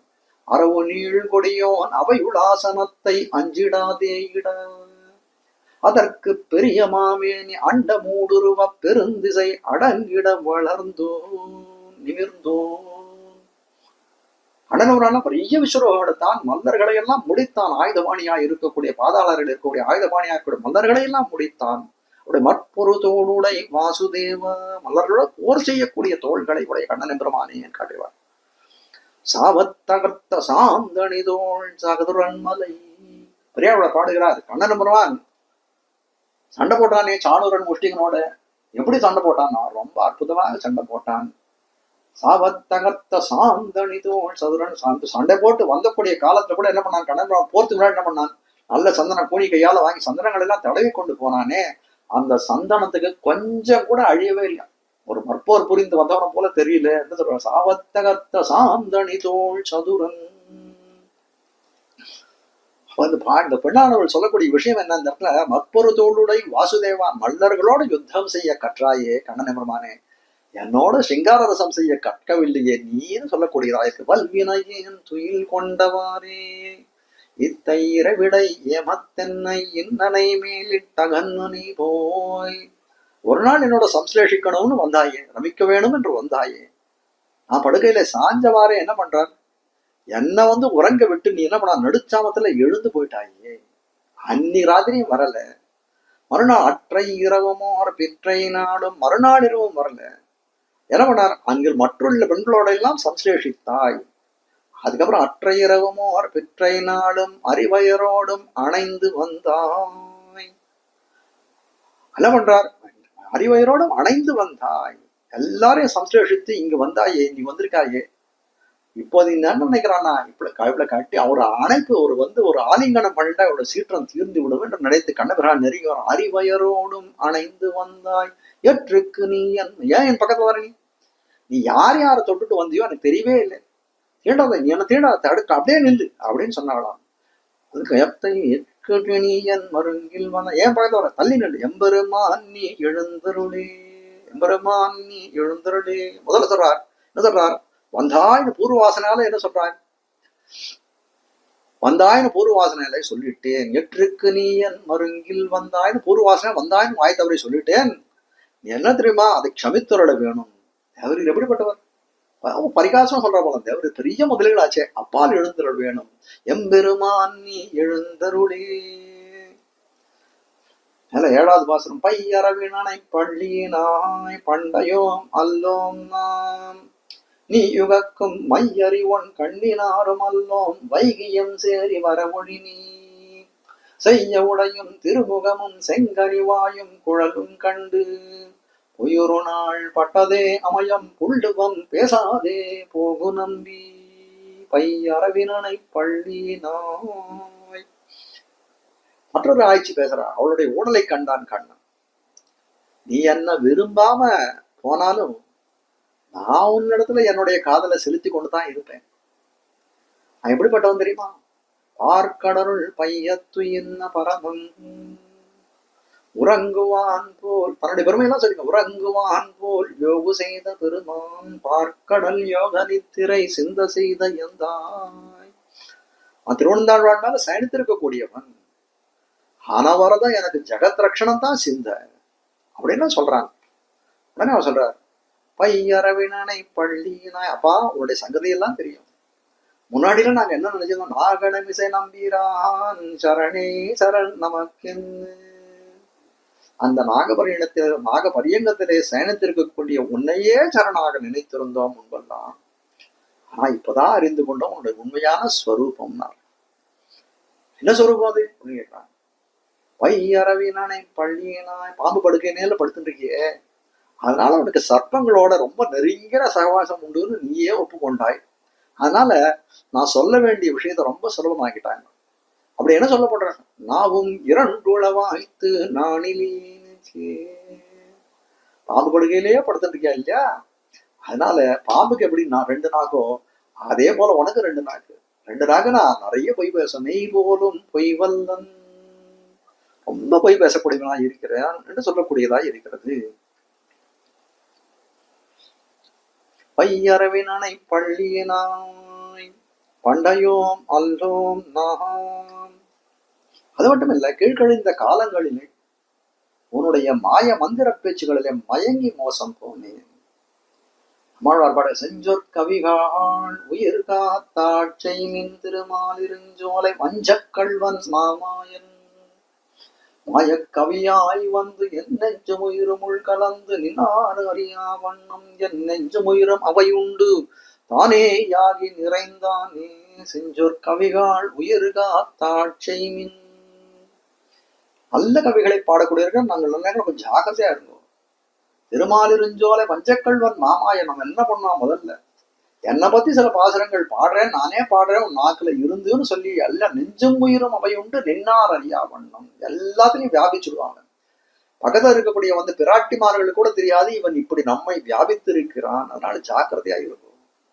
அதுபோல காட்டக்கூடிய விஷயம் என்னன்னா, உன்னுடைய மாய மந்திரங்கள், உன்னுடைய மாய மந்திர பேச்சுகளை முன்னாலே மயங்கி மோசம் போயிருந்தோம். அப்படிப்பட்ட பண்டையோம் அல்லோம் நாம், பையரவினனை பள்ளியனாய் பண்டையோம் அல்லோம் நாம். நாங்கள் பழையபடிலாம் இந்த இடத்துல இல்லை. இனிமேலும் உன்னுடைய வார்த்தையை நம்பி நாங்கள்லாம் மோசம் போக மாட்டோம், அதனால எங்களெல்லாம் ஏமாத்திடலாம் நினைக்காதே. கண்ணன் உடனே சொல்றான், நீங்கள் பழைய ரீதியில இல்லாத போலாம், நான் அப்படி இல்லை. நான் எப்பவும் பழையவன் தான், எனக்கு ஆதிப்பிரான்னு பேர் உண்டு, ஒழி முதல்வன்னு பேர் உண்டு, அப்படிலாம் பெயர் பெற்றவன். நீ என்ன உகக்காது போனாலும் சரி, நான் உன்னை உகப்பேன் அப்படின்னு கண்ணன் சொல்றான். நீ உகக்கும் மை அறிவொன் கண்ணினாரும் அல்ல. என்னன்னா எங்களை உகப்பியா, ஏன்னா நீ பிரமிச்சு போய் வந்திருக்கியா என்ன? நீ உகக்கும்படியான மை தீட்டிய மான் போன்ற கண்களை படைத்த அழகிகள் நாங்கள் நினைச்சுட்டியோ என்னமோ? இல்லையே. மை அறிவொன் கண், மையை வெற்றி கொள்ளக்கூடிய அழகிய கண் படைத்தவர்கள். மையறிவொன் கண்ணுனா மையை வெற்றி கொள்ளக்கூடிய கண்ணா, மை போலவும் வண்டு போலவும் இருக்கக்கூடிய அழகிய கண் என்று சொல்லக்கூடியதா இருக்கிறது. அரி அப்படின்னா வெற்றி கொள்ளக்கூடியது. உடனே கண்ண சொல்றான், என்னதான் செய்ய சொல்லுகிறீர்கள், வைகியம் சேரி வரமொழி நீ. எங்களுடைய இந்த சேரியில தான் எங்களுடைய ஆணையெல்லாம் செல்லுபடி ஆகக்கூடியது எங்களுடைய இருப்பிடம். அப்படிப்பட்ட இருப்பிடத்துக்கு நீ வராம இருந்தா போதும். உடனே கண்ணன் சொல்றான், இது அனைவருக்கும் பொதுவான இடம் தானே இது. எத்தனையோ பேர் போறார்கள், நான் மட்டுமா வரக்கூடாது, என்ன மட்டும் வரக்கூடாதுன்னு ஏன் சொல்றீங்க, அப்படின்னு ஏன் போக சொல்றீங்க? உடனே சொல்றாரு, வைகியம் சேரி வரமொழி, எல்லாரும் வரப்போதுல ஒண்ணு வர வேண்டாம்னு சொல்ல கண்ணா. ஆனால் நீ எப்படி வரன்னா, பிறருக்கு சந்தேகம் வரக்கூடிய அகால வேலைகளை தானே நீ வர. நீ அதனால நீ அந்த அகாலங்கள்ல வர, எல்லாரும் வர சமயத்துல வா, ஓ அதை நாங்க வானான்னு சொல்லலாம். உடனே கண்ண சொன்ன, தேவி நீ எப்படி இதுக்கு முன்னாடி இந்த மாதிரி வார்த்தைகளா சொல்லலே, நீ புதுசு புதுசா பல வார்த்தைகளை சொல்றே, என்ன வேறு மனிதனாக நினைத்தாயா? நீயே தானே பாடின, கண்டார் இகழ்வனவே காதலந்தான் செய்திடனும் கொண்டானையெல்லாம் அரியா குலமகள்வ, நீ குலமகள் அல்லவோ, என போய் இப்படி எல்லாம் சொல்லலாமோ அப்படின்னு கேட்கிறான். கண்ணன் பெருமான் என்ன ஆச்சான், இவர்களுடைய வார்த்தையினாலே செயலற்றவனானான் கண்ணன் பெருமான். ஆனால் இவர்களை வாய்மாளும்படி பிரம்மாஸ்திர பிரயோகம் பண்ணணும்னு மேல ஒரு அஸ்திரத்தை பிரயோகம் பண்ண போகிறான். செய்ய உடையும் திருமுகமும் செங்கனிவாயும் குழலும் கண்டு. உடனே என்ன பண்றான், அலங்காரத்தை எல்லாம் பண்ண ஆரம்பிக்கிறான். தன்னுடைய வஸ்திரத்தை சீர் பண்ணிக்கிறான், கச்சத்தை எல்லாம் நன்னா கொசி விட்டுக்கிறான், உதிரித்தெல்லாம் நன்னா இது பண்ணிக்கிறான். மேல போட்டிருக்கக்கூடிய அந்த வஸ்திரத்தெல்லாம் அந்த நல்லா இதெல்லாம் வஸ்திரத்தை நன்னா போல சால்வையெல்லாம் சாத்திக்கிறான். எல்லாத்தையும் பண்ணிட்டு அதுக்கு என்ன பண்றான், திருமுகமும் தன்னுடைய முகத்தை அவர்கள் முன்னே தன்னுடைய முகத்தை காட்டுகிறான். செங்கனி வாயும் நல்ல பொன்முறுவல் பூர்க்கிறான். குழலும் கண்டு நல்ல கேசவாசங்களை நன்னா சீர்திருத்திக் கொள்கிறான். அப்படி இப்படிப்பட்ட பல வஸ்திரங்கள் தன்னுடைய சௌந்தரியத்தை காட்டி இவர்களை மயக்கலாம் என்று நினைத்த காலத்திலே அவர்கள் கண்ணை மூடிட்டார்களாம். கண் படைத்த பயன் பெறாத கண்ணை மூடிக்கொள்றையே அப்படிங்கிற, பொய்யொரு நாள் பட்டதே அமையும் புள்ளுவம் பேசாதே போகு நம்பி. உன்னுடைய கள்ளச் செயல்களையும் கிருத்திரிமான பேச்சுக்களையும் நம்பி நாங்கள் முன்னே நிறைய பட்டிருக்கோம் எம்பெருமானே. வஞ்சனைகளை மீண்டும் தம் திறத்தி செய்ய வேண்டாம், போகு போகு நம்பி. கண்ணன் சொல்றா, என்னப்போ போன்றாரு, உங்களை ஒளி எனக்கு ஏதாவது ஒரு போக்கிடம் உண்டா, நான் அனன்ய கதி ஆச்சான். நோற்ற நோன்பிலேன் நுண்ணறிவிலேன் ஆகிலும் இனி உன்னை விட்டொன்னும் ஆத்தகற்கின்னிலேன் ஆரவினனை அம்மானே. ஆழ்வார் பாடல் பெருமான் பார்த்து, நோற்ற நோன்பிலேன் நுண்ணறிவி, கர்மயோகடா ஞானயோகடா, உன்னை விட்டு வேற போறதுக்கு வழி கிடையாது. புகழொன்னில்லா அடியான் உன் அடிக்கீழ் வந்து புகுந்தேனே. ந தர்ம நிஷ்டோஸ்மி நாத்ம வேதி ந பக்திமான் சரணாரவிந்தே அகிஞ்சனோ அனன்யகதிஹி त्वत्पाद மூலம் சரணம் பிரபத்யே. ஒண்ணு கிடையாது, அகிஞ்சனஹா அனன்யகதி. அளவந்தார் சொல்றார், சேத்தனன் எம்பெருமானை குறித்து சொல்லணும், நான் அகிஞ்சனன் அனன்யகதின்னு எம்பெருமான் கிட்ட சொல்ல வேணும். ஆனால் எம்பெருமான் சொல்றான், உங்களை அன்றி எனக்கு போக்கிடம் உண்டா, நான் அனன்யகதின்னு எம்பெருமான் சொல்றான். காட்டக்கூடிய விஷயம் அவரிடத்துல என்னன்னா, எம்பெருமானுடைய ஆசிரித பாரதந்திரியத்தை காட்டக்கூடியதா இருக்கிறது. பொங்கோதம் சூழ்ந்த புவனியும் விண்ணுலகும் அங்காதும் சோராமே ஆழ்கின்ன எம்பெருமான் உபய விபூதி நாயகன். அப்படிப்பட்டவன் நிறைவாளன், எல்லாவற்றும் நிறைந்தவன், அவாப்த சமஸ்த காலம் எல்லாம் நிறைந்திருப்பவன். அவன் எப்படிப்பட்டவனா இருக்கான், குறைவாளரையும் நிறைவாளராக்கக்கூடிய சக்தியுக்தனாய் இருக்கக்கூடியவன். அவன் எப்படி பேசுறான்னா, குறைவாளரை போலே பேசலாம். நீ இப்படி போய் குறைவாளரை போல பேசலாமா? ஆனால் நீ இப்ப பேசக்கூடியது என்னன்னா, எங்களுடைய அபேட்சை, எங்களிடத்துல எதிர்பார்க்கக்கூடிய குறைவாளரை போல சில வார்த்தைகள் எல்லாம் பேசுகிறாயே கண்ணா, அதனால என்ன பயன்? அதனால இங்கிருந்து செல்வாய், போகு நம்பி புள்ளுவம் பேசாதே போகு நம்பி, களைப்போ அப்படின்னு தெரிவிக்கிறார்கள். மேல 8வது பாசுரம், என்னை வருகவென குறித்திட்டு இனமலர் முல்லையின் பந்தர் நீழல் மன்னியவளை புனரப்புக்கு மத்தன்னை கண்டுழரா நெகிழ்ந்தாய். பொன்னிறவாடையை கையில் தாங்கி பொய்யச்சம் காட்டி நீ போதியேலும் இன்னமென் கையகத்தி இங்குரு நாள் வருதியேல் என் சினம் தீர்வன் நானே. இந்த பாசுரம் மற்றொரு பேதையினுடைய பேச்சு என்று காட்டுகிறார்கள். என்னை வருகவென குறித்திட்டு, ஒரு பெண் பேசுறாள், அன்பாலே உனக்கே அடிமைப்பட்டவனாய் இருக்கக்கூடிய நான், என்ன ஒரு இடத்துக்கு இன்னொரு இடத்துக்கு வா, என்னை வருகவென குறித்து கொடுத்துட்டாயே, அது அப்படிப்பட்ட இடம் எந்த இடம் அப்படின்னு கேட்டா, இனமலர் முல்லையின் பந்தர் நீழல். நிறைந்த மலர்களை எல்லாம் உடைய முல்லை பந்தலின் கீழே வான்னு சொல்லிட்டான். இளமலர் முல்லையின் பந்தர் நீழல் மன்னியவளை. உன்னை பார்க்கணும்னு உன்னை தொடர்ந்து வந்த சமயத்திலே முன்பாலே எனக்கு முன்பே உன்னாலே இடம் குறித்து கொடுக்கப்பட்ட ஒரு வழியா அந்த இடத்துல இருக்காளே, அவளையும் நான் பார்த்தேன். நீ மன்னியவளை, மன்னி அவளைன்னு சொல்லக்கூடாதுன்ற இடத்துல மன்னியவளை அப்படின்னு ஒரே பதமாக சொல்லணும். அப்படின்னா என்னன்னா, இருக்கக்கூடியவளை இந்த ஏற்கனவே ஒருத்தி நான் பார்த்தேன் இல்லையா, அவள் எப்படி உன்னோட இங்க அனுபவிக்க வேணும்னு அந்த இடத்துல குடில் கட்டி கொண்டு நெடுநாளாக அங்கே இருக்க போல இருக்கு. மன்னி அவளை புனரப்புக்கு. அவள் நான் வரக்கூடிய சமயத்திலே அவளோடு சம்சேஷிக்க தொடங்கினாய். ஆனால் உன்னுடைய துரதிருஷ்டம் என்ன அப்படின்னு கேட்டால், அந்த இடத்துல மன்னி அவளை புனரப்புக்கு நானும் அங்க வந்துட்டேன். மத்தென்னை கண்டுழரா நிகழ்ந்தாய். நீண்ட நேரம் அவளோட அனுபவிக்கணும்னு ஒரு ஆசை கொண்டிருந்தாய். என்னை கண்டதை என்ன பண்ணான, விலகி சென்றாய்.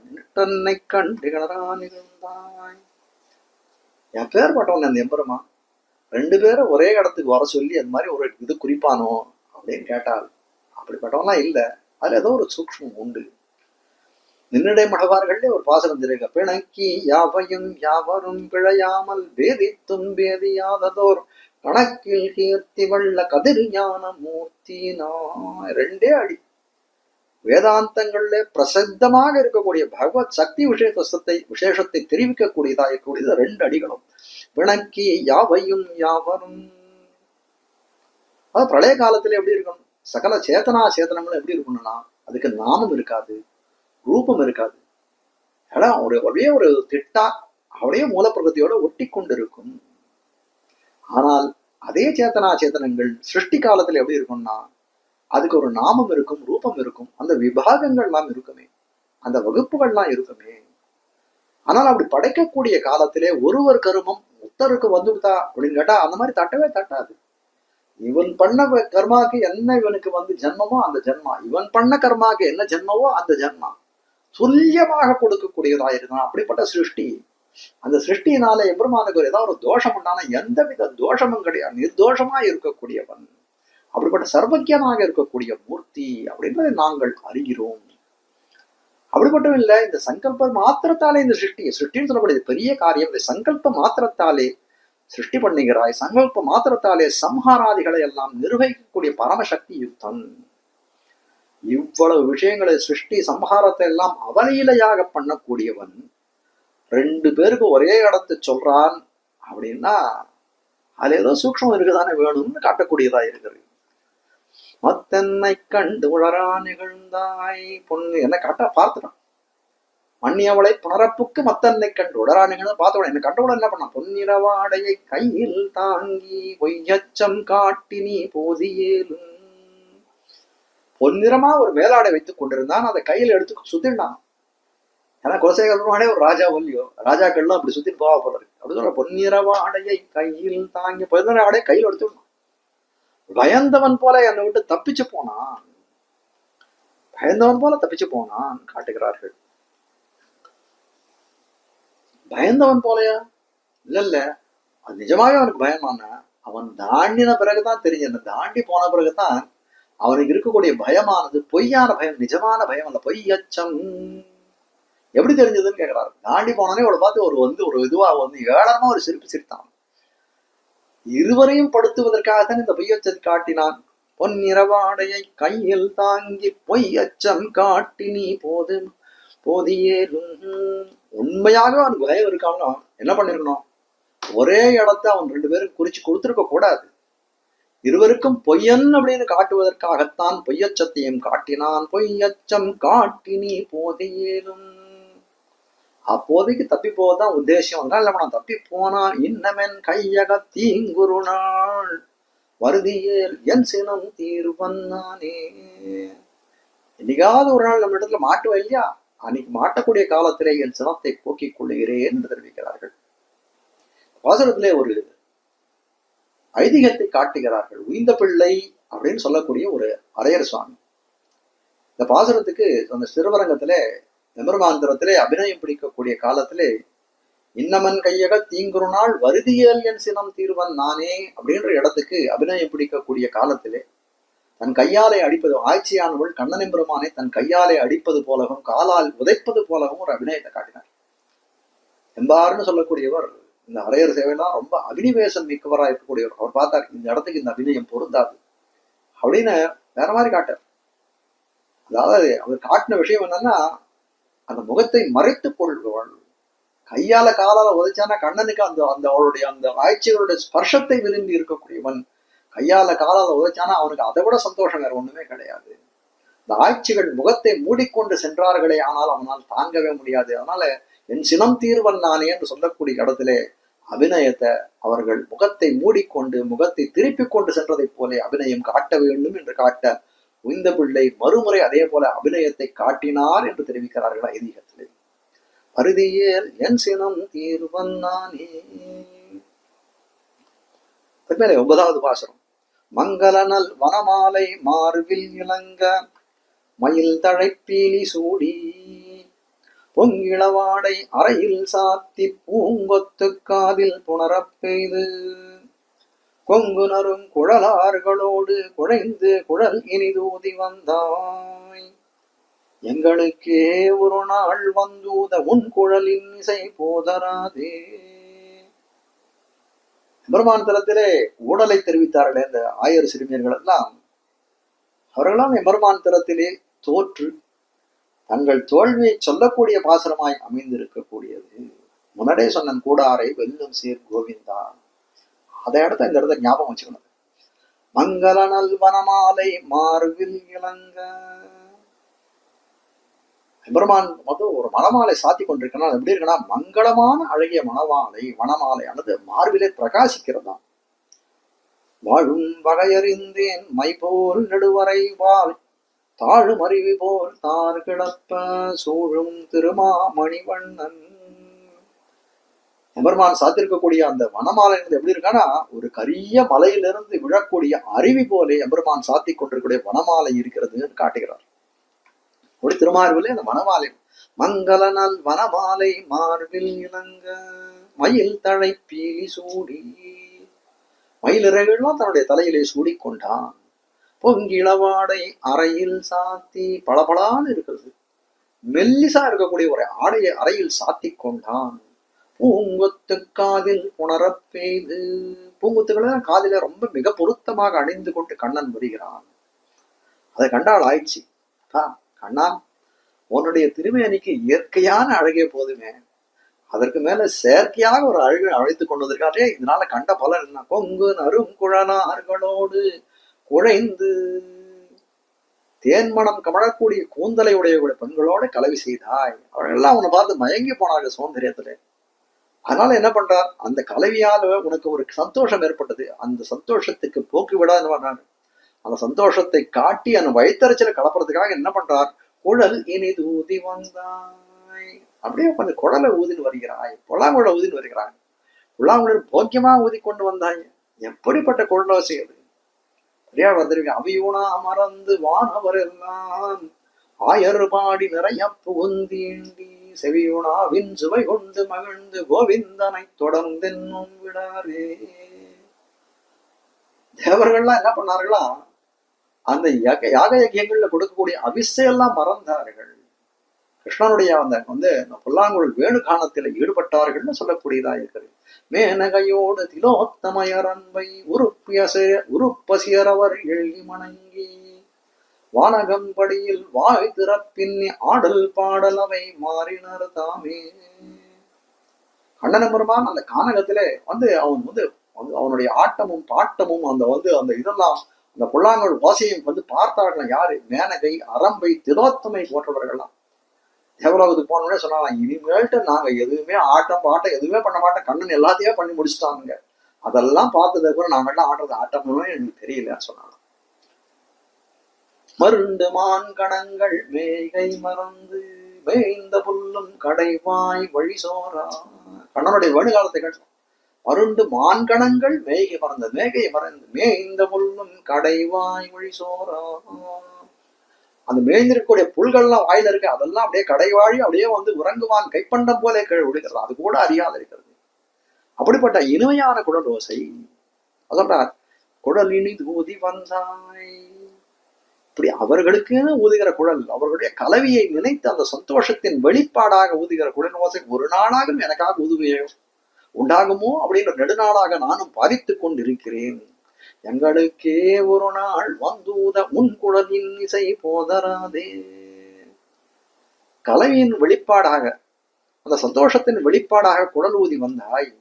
அப்படிப்பட்ட அந்த குழலோசை ஒரு நாள் எனக்காக ஊதப்பட வேண்டும் என்று ஆசைப்படுகிறேன் என்று தெரிவித்தாள். அப்போ என்ன அப்படின்னு கேட்டாள், இந்த ஆய்ப்பெண்ணும் தான் எம்பெருமானிடத்திலே தோற்றால் அவனுடைய கலவிக்காக காத்து கொண்டிருக்கிறாள் என்று காட்டவன்தான் இருக்கிறது. கடைசியான பதிகமானது, அல்லி மலர் திருமங்க கேழ்வன் தன்னை நயந்திளவாய்ச்சி மார்கள் எல்லி பொழுதினில் எமத்தூடி எழுகி உரைத்த உரையதனை கொல்லி நகர்க்கிரை கூடல் கோமான் குலசேகரன் இன்னிசையில் மேவி சொல்லிய இன்தமிழ் மாலை பத்தும் சொல்ல வல்லார்க்கில்லை துன்பம் தானே. நிகமத்தில் கடைசியில இந்த திருவாய்மொழி கற்றவருக்கு பலன் சொல்லி தலை கட்டுகிறார் குலசேகர பெருமாள். திருவாய்ப்பாடி பெண்கள் எல்லாம் என்ன நினைத்தார்கள், ஸ்ரீபதியான கண்ணன் எம்பெருமானை ஆசைப்பட்டார்கள். அப்படிப்பட்ட அந்த ஆசைப்பட்டது, அந்த மனோரதமானது நேராது போயிடுச்சு. அதனால என்ன பண்ணார்கள், எம்பெருமான் தரத்திலே பிரணயரோஷம் தலையெடுத்து சில வார்த்தைகளை சொன்னார்கள். அப்படிப்பட்ட அவர்கள் சொன்ன வார்த்தைகளை குலசேகராழ்வார் என்ன பண்ணார், பாசுரமாக அருளி செய்தார்.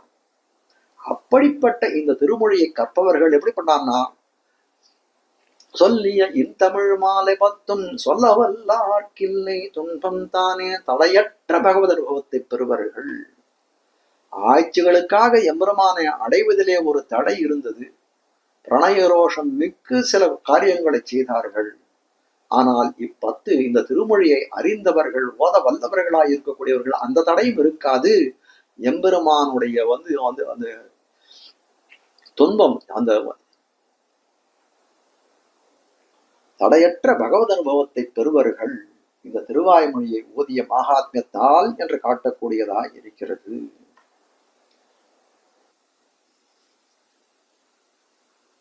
அனைவரும் எம்பெருமானை அடைய வேணும் அப்படின்ற விஷயத்திலே ஆழ்வார் திருவுள்ளத்திலே என்ன கருத்து இருந்ததோ அதான பலஸ்ருதியாலே தெரிவித்தார். அதே திருவுள்ள கருத்து தான் நம் ஜீயர் சுவாமியின் திருவுள்ளத்திலும் இருக்கிறது அப்படின்னு சொன்னால் அது மிக என்று. அப்படிப்பட்ட அந்த ஜீயர் சுவாமியினுடைய திருவடி தாமரைகளுக்கு பல்லாண்டு பாடி குற்றங்குறைகளை மன்னிக்குமாறு பிரார்த்தித்து வாய்ப்பிற்கு நன்றி கூறி உரையை நிறைவு செய்கிறேன். ஸ்ரீமதே ரம்யஜாமாத்ரு முனீந்திராய மகாத்மனே ஸ்ரீரங்கவாசினே பூயாத் நித்யஸ்ரீர் நித்யமங்களம். மங்களம் குருவர்யாய மங்களம் குணசிந்தவே வாதிபீதிகரஹர்யாய நித்யஸ்ரீர் நித்யமங்களம். ஸ்ரீமத் சுந்தர ஜாமாத்ரு முனிமானசவாசினே அண்ணங்கராரியவர்யாய நித்யஸ்ரீர் நித்யமங்களம். தழை நல்ல இன்பம் தலைப்பே தெங்கும் தழைக்கவே லோகா சமஸ்தாக சுகினோ பவந்து சமஸ்த சன்மங்களானி சந்து.